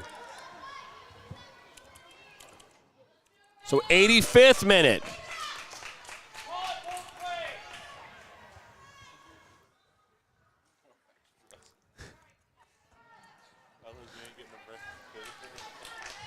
The viewer at home, you gotta be loving it. I mean, you probably love this. Probably love the moments of extra time, as that is definitely on the horizon and in play for this game. As down goes McKenna, is now Bruinsma. We've already seen one game go to double overtime and shootout. We are just a couple minutes away from possibly an overtime game as well, and we still have a third game on tap later this afternoon here at the Fieldhouse Field at the Legacy Soccer Complex. There's a bubble off to our left, which has another full-size field inside that as well. There's been two games over there. It's now Beller. Beller now one-on-one!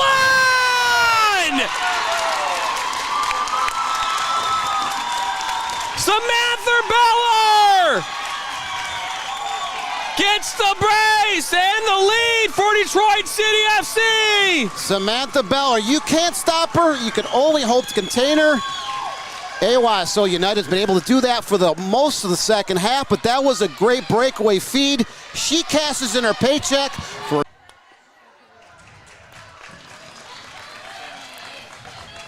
So that goal coming in the 87th minute. The second of the game here for Samantha Beller. None more important than that one, as it gives her side a 3-2 lead here with under 4 minutes to go.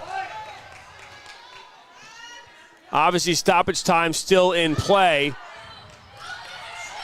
AYSO United, they have been dangerous this entire second half.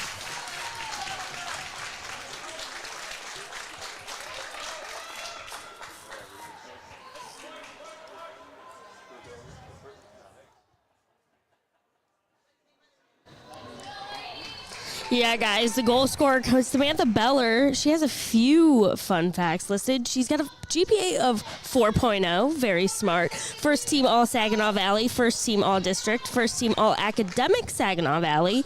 And yeah, very smart girl. smart and physical, and can find the back of the net. Those are all qualities you're looking for in a soccer player. Thank you, Kennedy, for that. There's one back. Now a shot from distance that goes wide. Well off target, but Beller was one of the top offensive targets in that Saginaw Valley League last spring for Davison High School. I talked to Rob Knuckles here earlier this year. Talked about how Beller actually played up an age group last year, helped DCSC U19 team make the Final Four at the national level in the USYS tournament back in July. She is a very dangerous target. She has scored a ton of goals in her high school career. You can see how valuable she is to DCFC Genesee's team. She scored bookend goals here today, the first and third goal. Most importantly, in the 86th minute, that third goal put her team up 3-2 as we're now in the 89th minute. So less than 2 minutes left in regulation plus stoppage time. And will that goal hold up for DCFC? We'll see here in the waning minutes what happens. McKenna fought hard on that far side, but it goes out. As we are under a minute to go here in this second half. Can Detroit City FC hold off and get the 3-2 victory and hoist a state championship trophy at the end of this match? Or will AYSO United find a way to equalize and send this into extra time? We'll find out here in the waning moments. Jonathan Turner alongside Dan Stickred. Happy to have you along. It's our second of 3 games here today at the Field House. 2 more tomorrow on tap.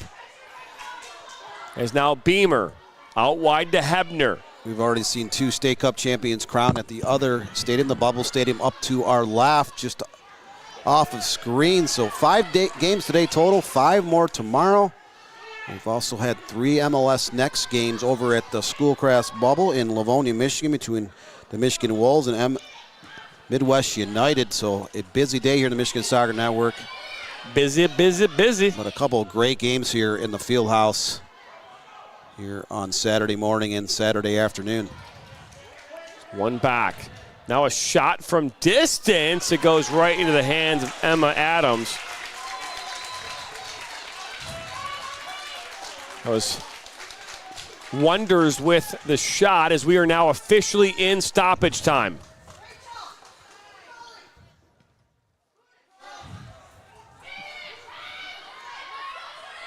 Best guess we'll see 3 minutes here as down went Rice, and she is slow to get up. Rice took a knee right in the, looked like the neck area, colliding with an AYSO defender. She's down a little bit of pain. She is lying on the ground right at the midfield mark. So both teams will kind of go to their respective benches. Looks like she's got a knee or elbow up near the neck, and then maybe the knee in the kind of the lower groin area, maybe on the just below the rib cage and the abdominal muscles. Maybe perhaps just the wind knocked out of her. She's back up on her feet now, but she fell down quickly to the ground. Probably more stunned than anything else. Detroit City FC's head coach there is Joseph Hodso, along assisted with Jeffrey Fifield, Gina Rose, Bradley Wilma, and manager Gina Rose. I think that might be Joseph Hodgson. Looks like the N is kind of like cut off there on the graphic. It might be. Provided, it looks like a spreadsheet that was provided to us. Looks like the N was cut off.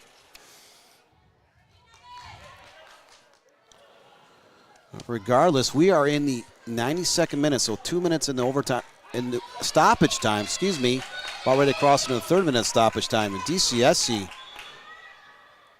not even having a single shot in the first 25 minutes of the second half. Able to apply some late pressure, take the go-ahead goal. 86th minute. AYSO is running out of answers. They're definitely running out of time as we're at the final minutes of the stoppage time here at the second half.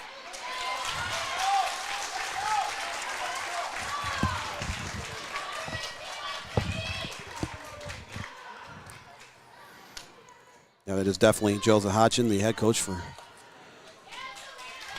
DCFC Genesee side, which are just literally moments away from collecting a state cup championship here. If they can hold on to this 3-2 advantage.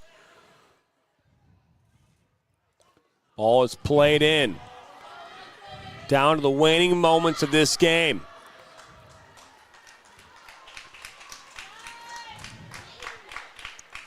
Officially surpassed what we believe to be the stoppage time for this game.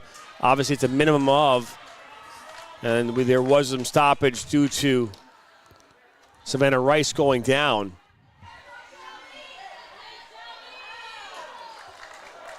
Another throw-in. This one actually hit off the hand. The ball is loose now. Look at this. There's a shot low and in! My goodness!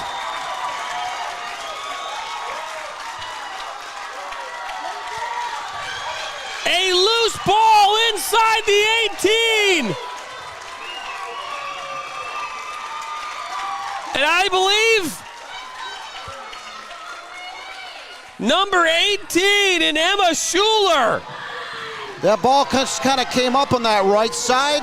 Schuler had real estate, and she tucks it into that far post.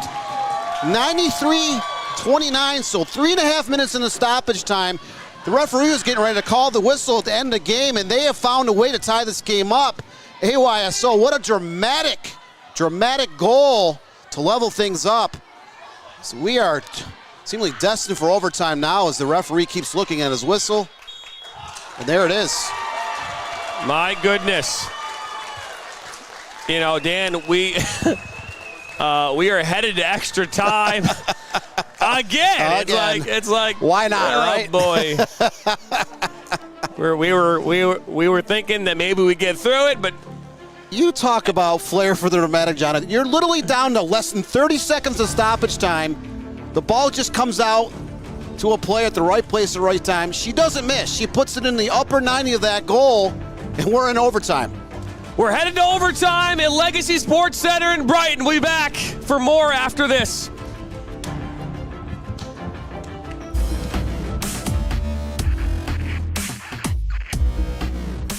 Are you looking to play at the next level? MSN is now offering player recruitment videos. We are excited to partner with you and your family in getting you to the next level. To learn more about our packages and what we offer, head over to the MichiganSoccerNetwork.com. Remember, your journey starts with a click. I'm a husband. I'm a father. I'm a sister. I'm a son. I'm a brother. I'm a daughter. I'm a sister. I'm a referee. I'm a referee. I am a referee. I'm a referee.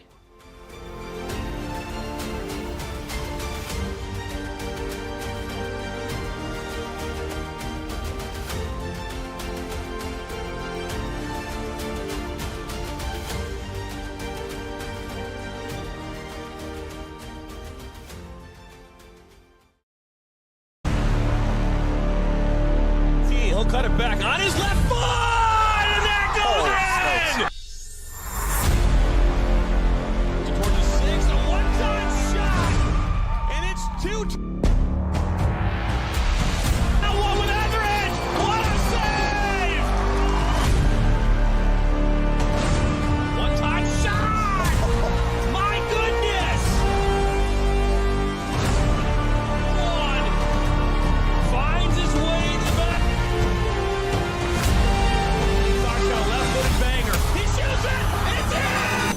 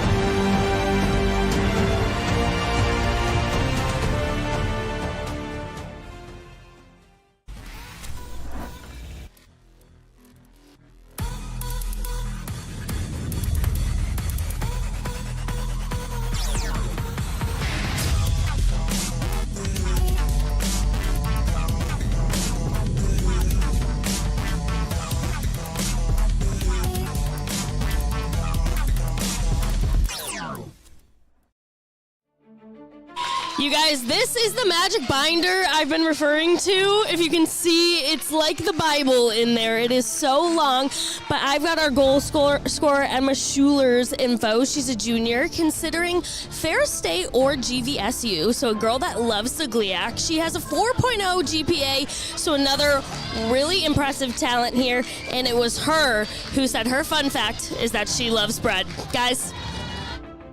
Well, thank you, Kennedy. And who doesn't love bread? Well, I don't because I can't eat it anymore. But with that being said, does it matter because bread is still good even if you can't eat it, right, Dan? Yeah, Samantha Beller does love bread. She does love goals. She had 2 in this match, put her team up 3-2, but some late game heroics for AYSO United, scoring less than 30 seconds left in stoppage time to level the game up at 3-3. So the second game in a row, these players will be working double overtime. So these will be 2 15-minute overtime sessions in full. So if a team scores, there is no golden goal. They will play both overtimes to duration. If it's still tied after that, they will head to penalty kick shootout. And we are back underway here as Detroit City FC in the maroon burgundy kits going now right to left on your screen, and AYSO United in their white and blue kits going left to right. We are in the first period of extra time. As now Hebner down by the 18. The ball is skirted out and out for a goal kick.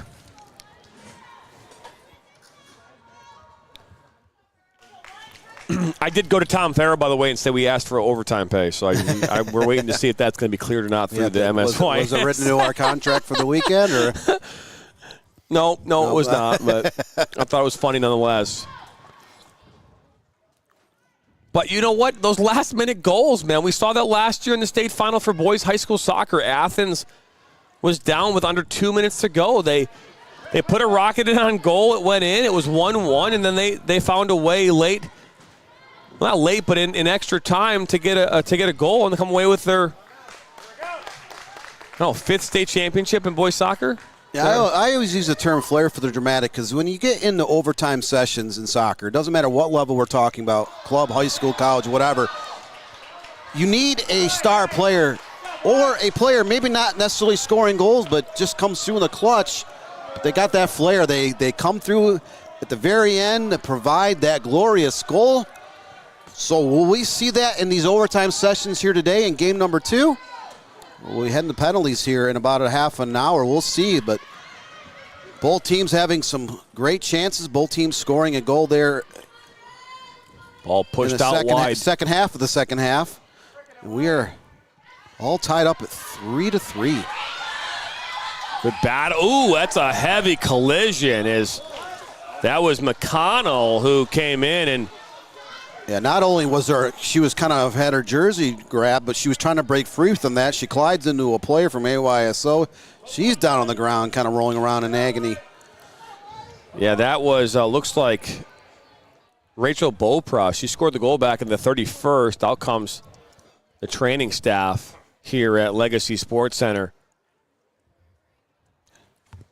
This game has had a lot of different kind of twists in the road, kind of like a Rocky Mountain road where both teams have come at each other. There's been multiple lead changes, great goalkeeper saves, collisions all over the field, every little bit of everything.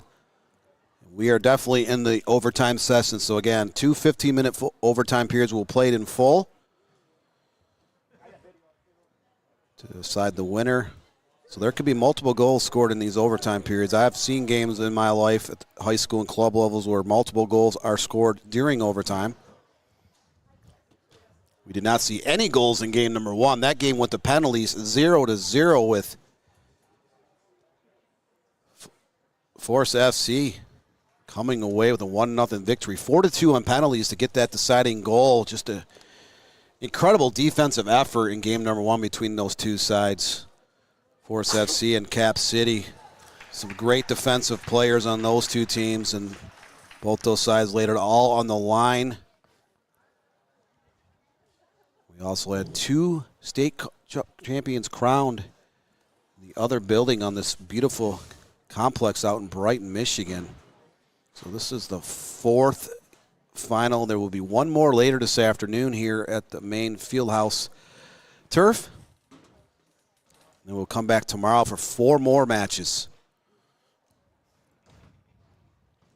Dan, very much thank you for letting me just sit here and listen for a bit. I appreciate that, man. That was if you want to keep going, you're more than welcome to. Just run it. I could talk. I would rather not recommend that I sing a rap here on the Michigan Soccer Network. No one wants to hear me mumble. Even the shower curtains and the mirrors on the bathroom walls do not want me to sing in the shower. But I definitely will not torture anyone here at the Legacy Center or watching us on YouTube.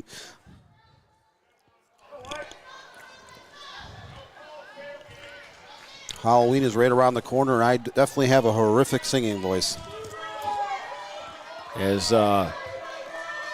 BoPro is able to walk off the field. Don't know if we saw a substitute come in or not.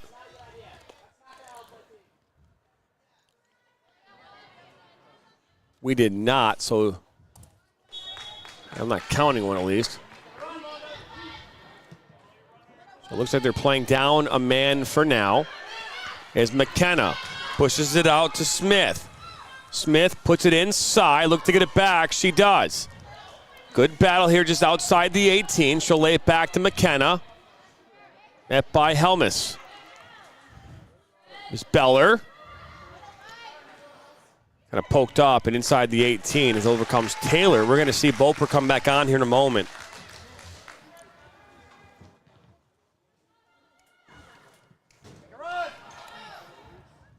Well, she maybe hit off the hand of Shoemaker. Now DeYoung. She's got a goal. She scored the second one for AYSO United back in the second half. Now Helmus. She's got Hebner over here on this near side trying to find her. She does. Now Hebner goes wide. Just wide left of the goal. That was a brilliant strike. And kind of the ball slided through in an angle. She ran onto it. Just pushes it wide, but great opportunity for AYSO United. Just inches away from that goalpost. So a goal kick coming up here as we are in the 97th minute. I expect us to see at least 2 or 3 minutes because of that injury down here in this first extra time. Ball now will make its way back to Taylor. On a day of very long games, I would just say, why not? We're going to be here regardless, so whether we're taking a break or on the air, it does not matter, right, Dan? Hey, if they get no rest, we get no rest. That should be our new motto here at the Premier Media Group / MSN, right? But between those first 2 games, I was able to track down Morgan Tanner. She's the goalkeeper, the victorious goalkeeper, in game number 1 for Force SC out of Plainwell, Michigan, just north of Kalamazoo. She made a couple brilliant saves throughout 100 minutes of open play, and she came through with one huge clutch save in the shootout to help her team advance the Midwest Regional in the spring. She's only about 5'3" in stature, but she was much larger than life between the pipes there this morning for Force FC. 1-0 victors, 4-2 on penalties, and she was a huge part of that victory for Force SC. I am starting to think then that maybe we should be a more healthy broadcast. Even bring like those little treadmills up here while we're like doing games. Walk the treadmill. What are your thoughts about that? Eat some carrots and some celery, maybe. You know, our camera operator, same thing. Give a walk treadmill camera operator system, something like that. So, you know, maybe instead of bringing in the donuts, bring in the the carrot sticks and celery. Of course, you say celery and stuff. I start thinking about, some Buffalo Wild delicious Wings. Buffalo Wild Wings, that Parmesan and garlic, maybe some wedges. We do spend most of our time on the road at Buffalo Wild Wings, so it's a good plug there, Dan, as this ball is played over the top, looking for Beller. Now Beller's making her way back. Now Beller! Saved by Taylor! Taylor, an absolute lateral dive to her left to stop Samantha Beller cold to keep this game level at 3-3. That's 99th minute. So we are almost all the way through the first overtime session, and goalkeepers on both sides, you're asking a lot to keep this game tied.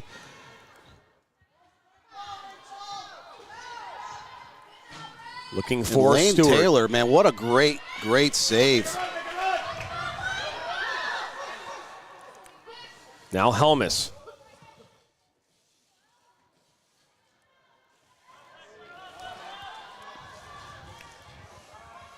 Up that far side. Looks to play it inside for Stewart. Ball makes its way. Looking there for Kornstadt. It's good work by Miller. Ball actually hits off Miller on its way to Smith. Can McKenna get there before Helmus? Oh, but Helmus does get there.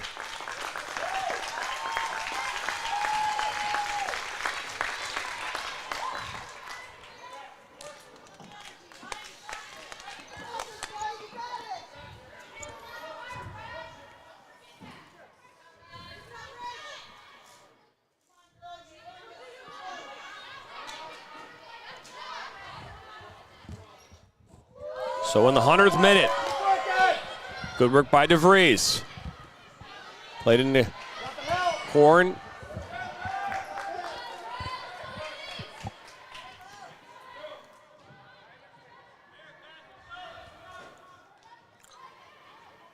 Shoemaker gets by the defender. She'll cut it back. She had DeYoung in support, but Shoemaker gets past her.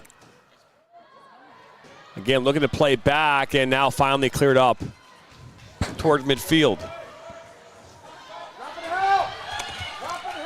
It's now Beller. Looks to play it towards McKenna, but out comes Taylor, and these players starting to look gassed there, Dan. You could see that in the first game. We got into that second overtime, and players were standing there all over the field, kind of their hands on their waist. They were huffing and they were puffing. They were exhausted. That game did end up in penalties, but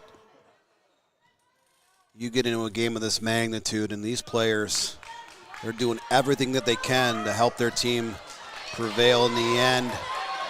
But there will be a winner here this afternoon at the Legacy Center. Will be AYSO United, will be Detroit City FC Genesee. It was Hebner off the woodwork. Looks to try to get that one back across towards goal. Just not enough angle to make that work. It's a little bit too high. She tried putting that towards the far post. That ball hit the top of the crossbar and fell harmlessly out of the field of play. So Detroit City FC Genesee avoids danger on that shot attempt by AYSO United. We're still level at 3-3 here in the 102nd minute. This U17 Premier Division State Cup Championship final at the Legacy Center in Brighton, Michigan.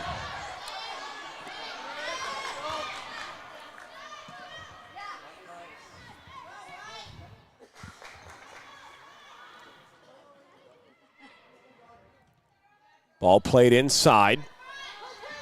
Kornstadt looking for Hebner. Now Hebner with hits off a hand. We're going to keep playing.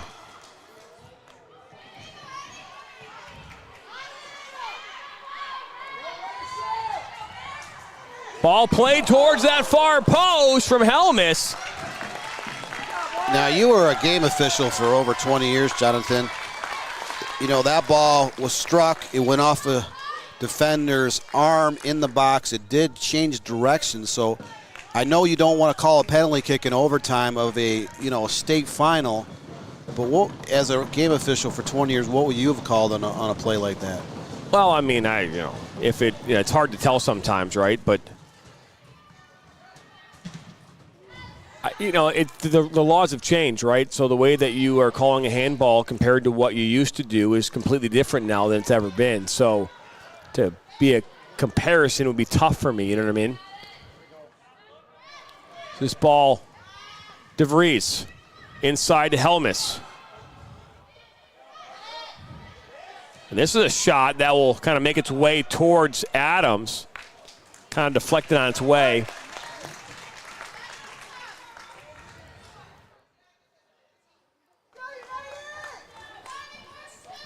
So during the first overtime session, 4-1 shots advantage for MSYSA United. Detroit City FC just has the one shot on target here in overtime. Ball over the top. Makes his way all the way to Taylor. Players are a little bit tired. You can start to see that both teams aren't necessarily playing great possession ball here in the overtime sessions.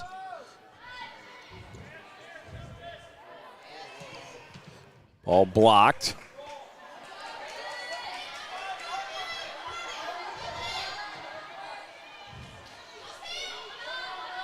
Now, good work by Bakita.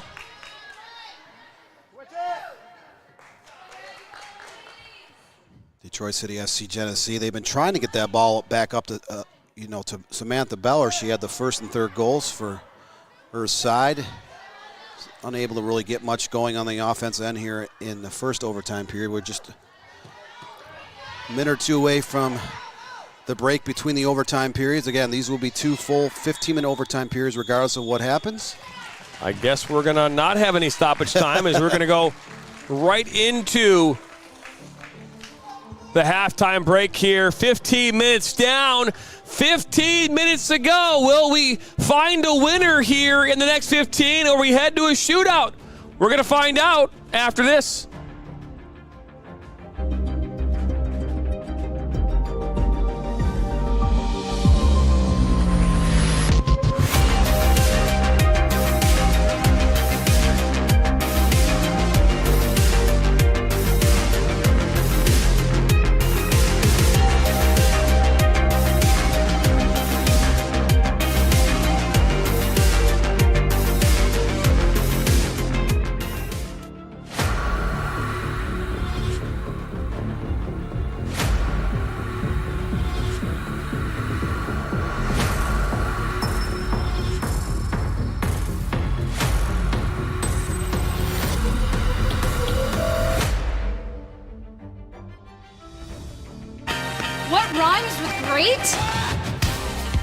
Participate.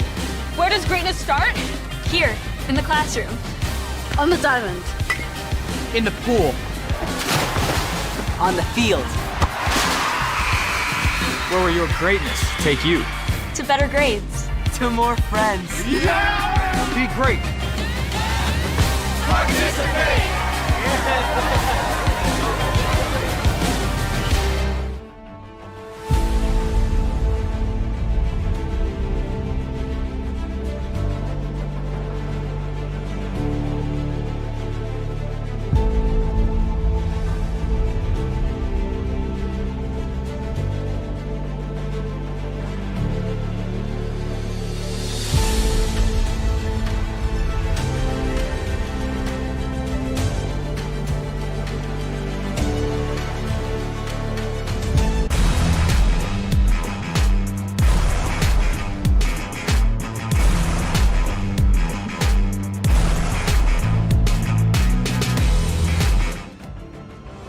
Are you looking to take your game to the next level?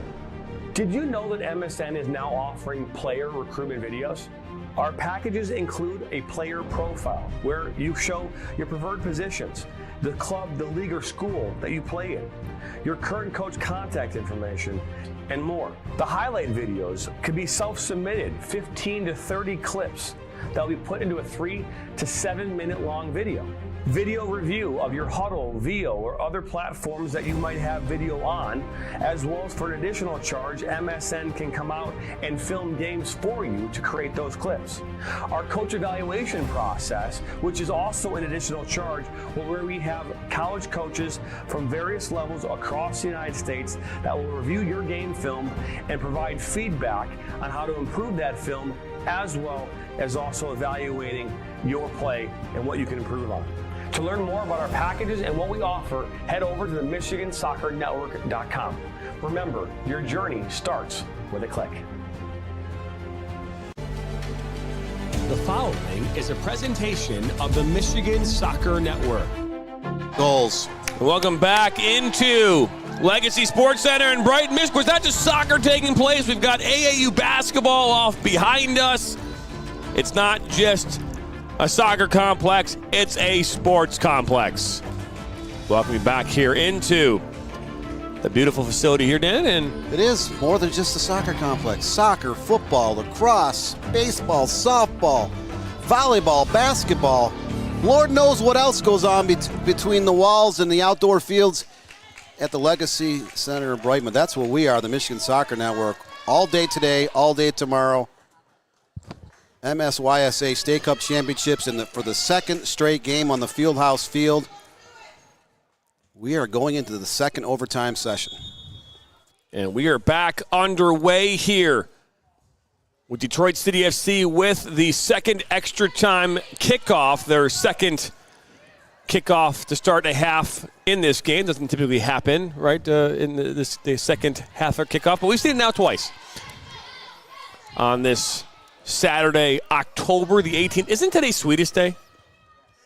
Today is Sweetest Day. Is it? It's a made-up holiday just for Michiganders, but nonetheless, it is a sweet day. As we are partaking in the sweetest aspect of the day, not the actual meaning of the day. We are eating a boatload of sugary treats that... Enjoying a sweet, sweet matchup between two teams. Again, second straight game going into double overtime. So will we see a sweet goal here down the stretch? Will we see a sweet goal or a sweet save in a shootout session? We've already seen a lot of sweet goals here. I mean, it's, you know, we saw 0 goals in the first sweet game. That really more of a soury game, if you ask me, because it led to PKs. And then goalkeeping and quality finishing ended up in a strong result. And then this one, we've gotten 6 goals, so we're making up for it there for sure. This ball makes its way into Taylor. Dan, we talked about this with the boys' matchups this past week. You know, in all 5 of the district games we covered, not a single team that lost scored a goal. Every game ended in a shutout for the team that won. Troy Athens fell 1-0 to Berkeley on Monday. Troy High beat Seaholm 2-0. And then we saw 2 4-0 score lines as Rochester Adams beat Sterling Heights Stevenson. And we saw, that's a shove down right there, is Hebner. But, and then we saw Utica, Eisenhower beat Utica by a scoreline of 4-0. And then Troy High in the district championship, they won by a scoreline of 1-0. So we saw, I believe, 12 goals in those 5 games, but none of which for the team that ended up losing. So a lot of shutouts, a lot of goals. Be back at it again this Tuesday out at Berkeley High School as Utica Eisenhower will take on Troy High School. And Grosse Pointe South will take on Romeo, who has made it out of their first district since 1987, even though they, the school themselves, believe that was their first one in school history. So I'm going to go towards what Dan knows versus what somebody else might know, but yeah. Because Dan knows all. I do not know all. He is the encyclopedia of soccer in the state of Michigan. I don't care what he says. It is 100% the case. This ball played into Stewart. We are about 12 minutes or so away from a penalty shootout. As this ball now makes its way to DeYoung. DeYoung. Good cut inside. She got a goal already in this game. DeYoung will continue to take it into the 18. DeYoung, she mistimes that, and then she's right back in front of it. Good work. Tigart was there defensively for Detroit City FC.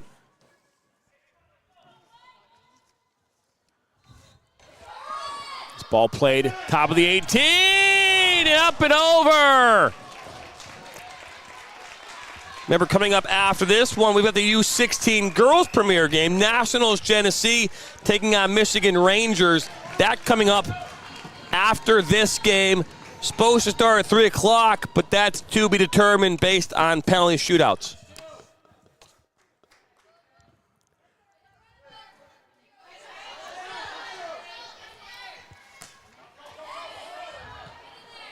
Helmus up towards Stewart. Good head there from Malaya Maida.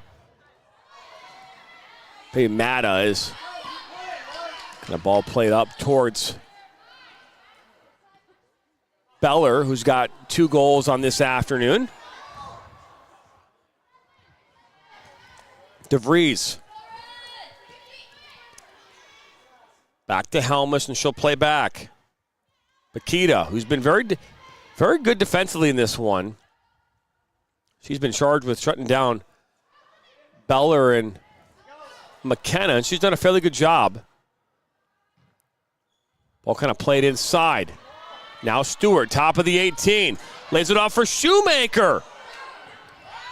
Hart's there to clean it up.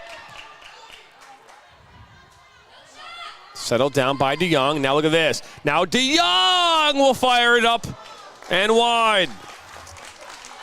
AYSO United putting a lot of pressure on DCSC's back line, just unable to get these shots on target. Fatigue is a factor for both teams. The passes aren't as sharp. These sprints aren't full tilt. Shots necessarily aren't on target. It was Shoemaker. Set pieces are a little bit off, but it's a gut check time. You just have to dig deep, keep pressing, keep hoping, keep looking for that one great scoring chance to put your team up. Now Helmus.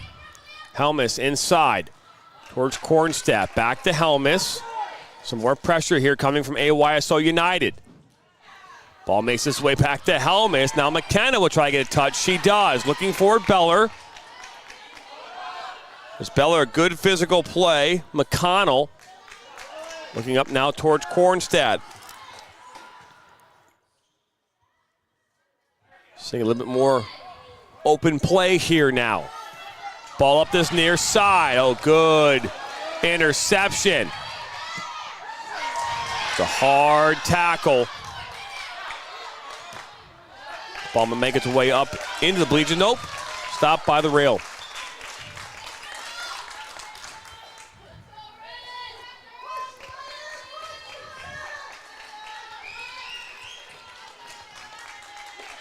So 1:12 into this game, 8 minutes, and we go to penalties.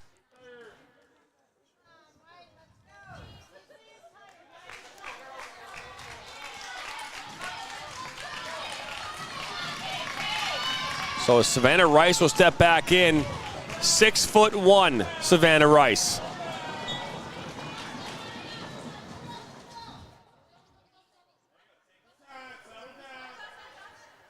Ball goes out once again, so another throw-in coming up here for Detroit City FC. Bellard looking to cut inside. McConnell has other things in store.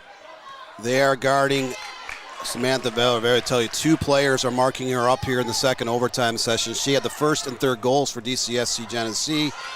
She's as dangerous a player there is on the pitch, so they do not want to take any chances letting her get another breakaway. She had Bopra, but opted to go to Bellard. Now Bellard wins that battle. She looks to slot towards that back post and cleared away smartly by Miller.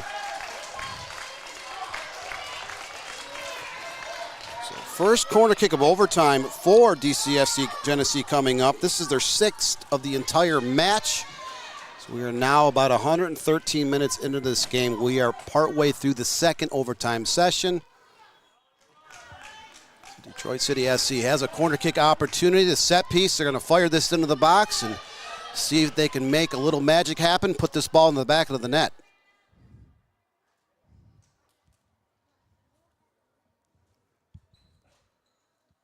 Ball comes in off the corner. Still loose. And a shot up and over!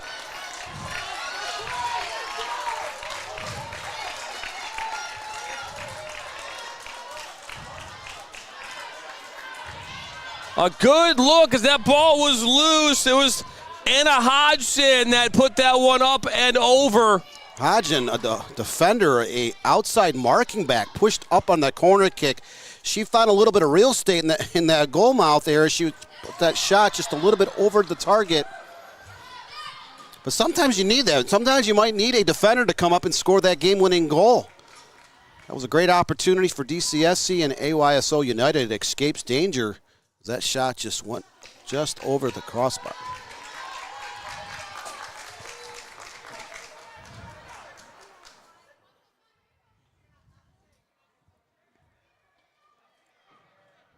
So as this ball is loose up that far side, McKenna and Miller. She was looking for Beller.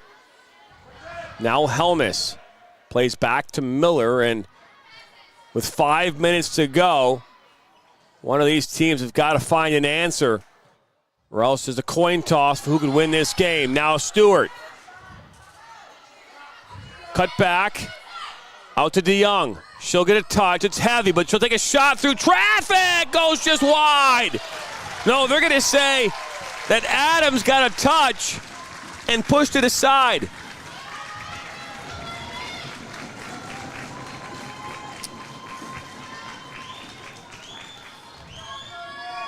So a corner kick coming up here for AYSO United.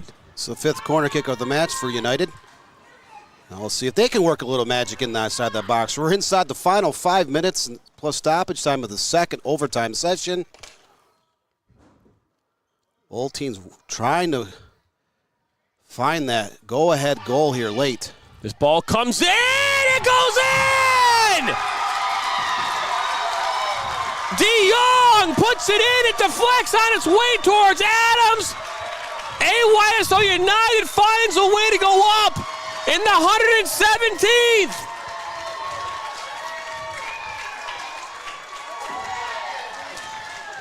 I don't know how we're going to score that, Dan. I mean, I know DeYoung put it in. It bounced once right to about just right in front of the goal line, and it just squirted off a player in the goal. I mean, she bent that in right to about the 1 yard marker. DeYoung, though, she put a lot of pace on that. It bounces once off a player in the back of the net. You take them any way you can get them. And that puts AYSO up 4-3 in the second overtime. Less than 5 minutes to go. Yeah, that touched off of the defender. So DeYoung will get credited with that goal. That's her second goal of the afternoon. I can't imagine there's one greater than that.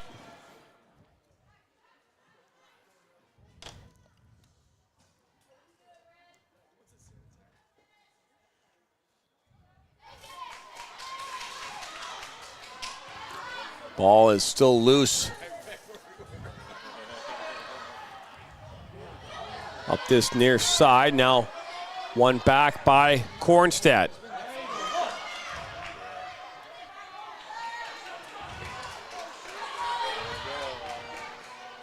Inside towards McKenna.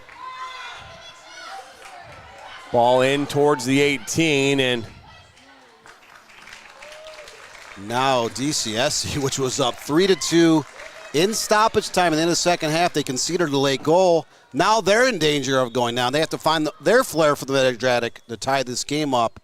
You only got about 3 minutes left to tie this game up. What a comeback by AYSO United, down to their final 30 seconds of stoppage time. They found a way to tie that game up, and now in the waning minutes of the second overtime session, they're up 4-3. All comes in.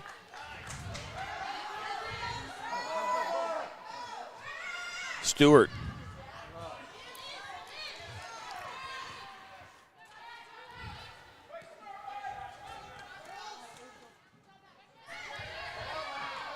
Ball pushed wide.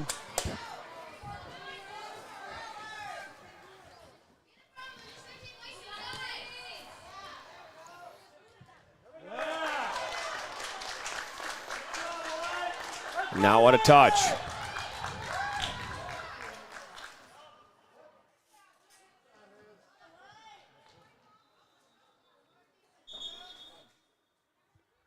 So now we'll see a substitution coming in here for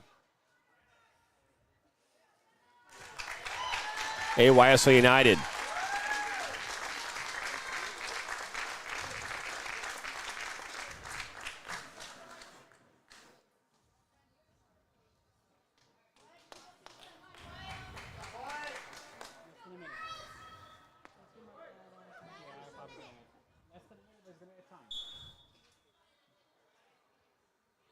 Ball is put back in.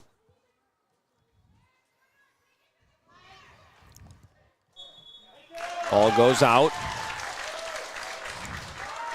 Sorry for this is a free kick. I apologize.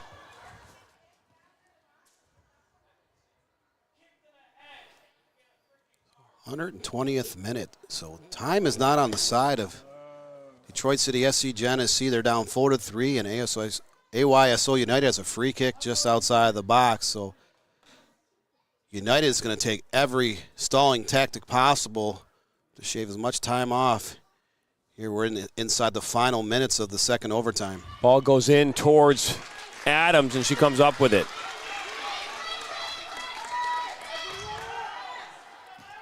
Ball cleared up. And that is it! AYSO United has won the U17 Girls Premier. Absolute brilliant effort by AYSO United, not giving up. They are down 3-2 with less than 30 seconds left in stoppage time at the end of the second overtime. They tie it up. They come back and win this game with a second overtime goal. What a comeback finish by AYSO United. The State Cup championship well earned.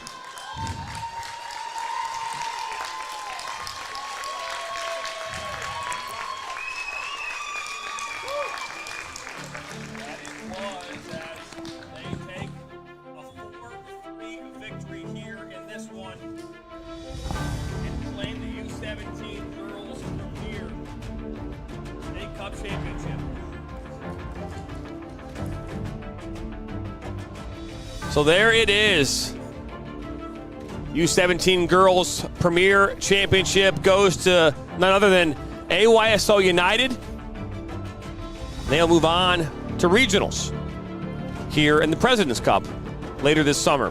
For all of us here at the Michigan Soccer Network, thank you for stopping by. Your final score here, 4-3.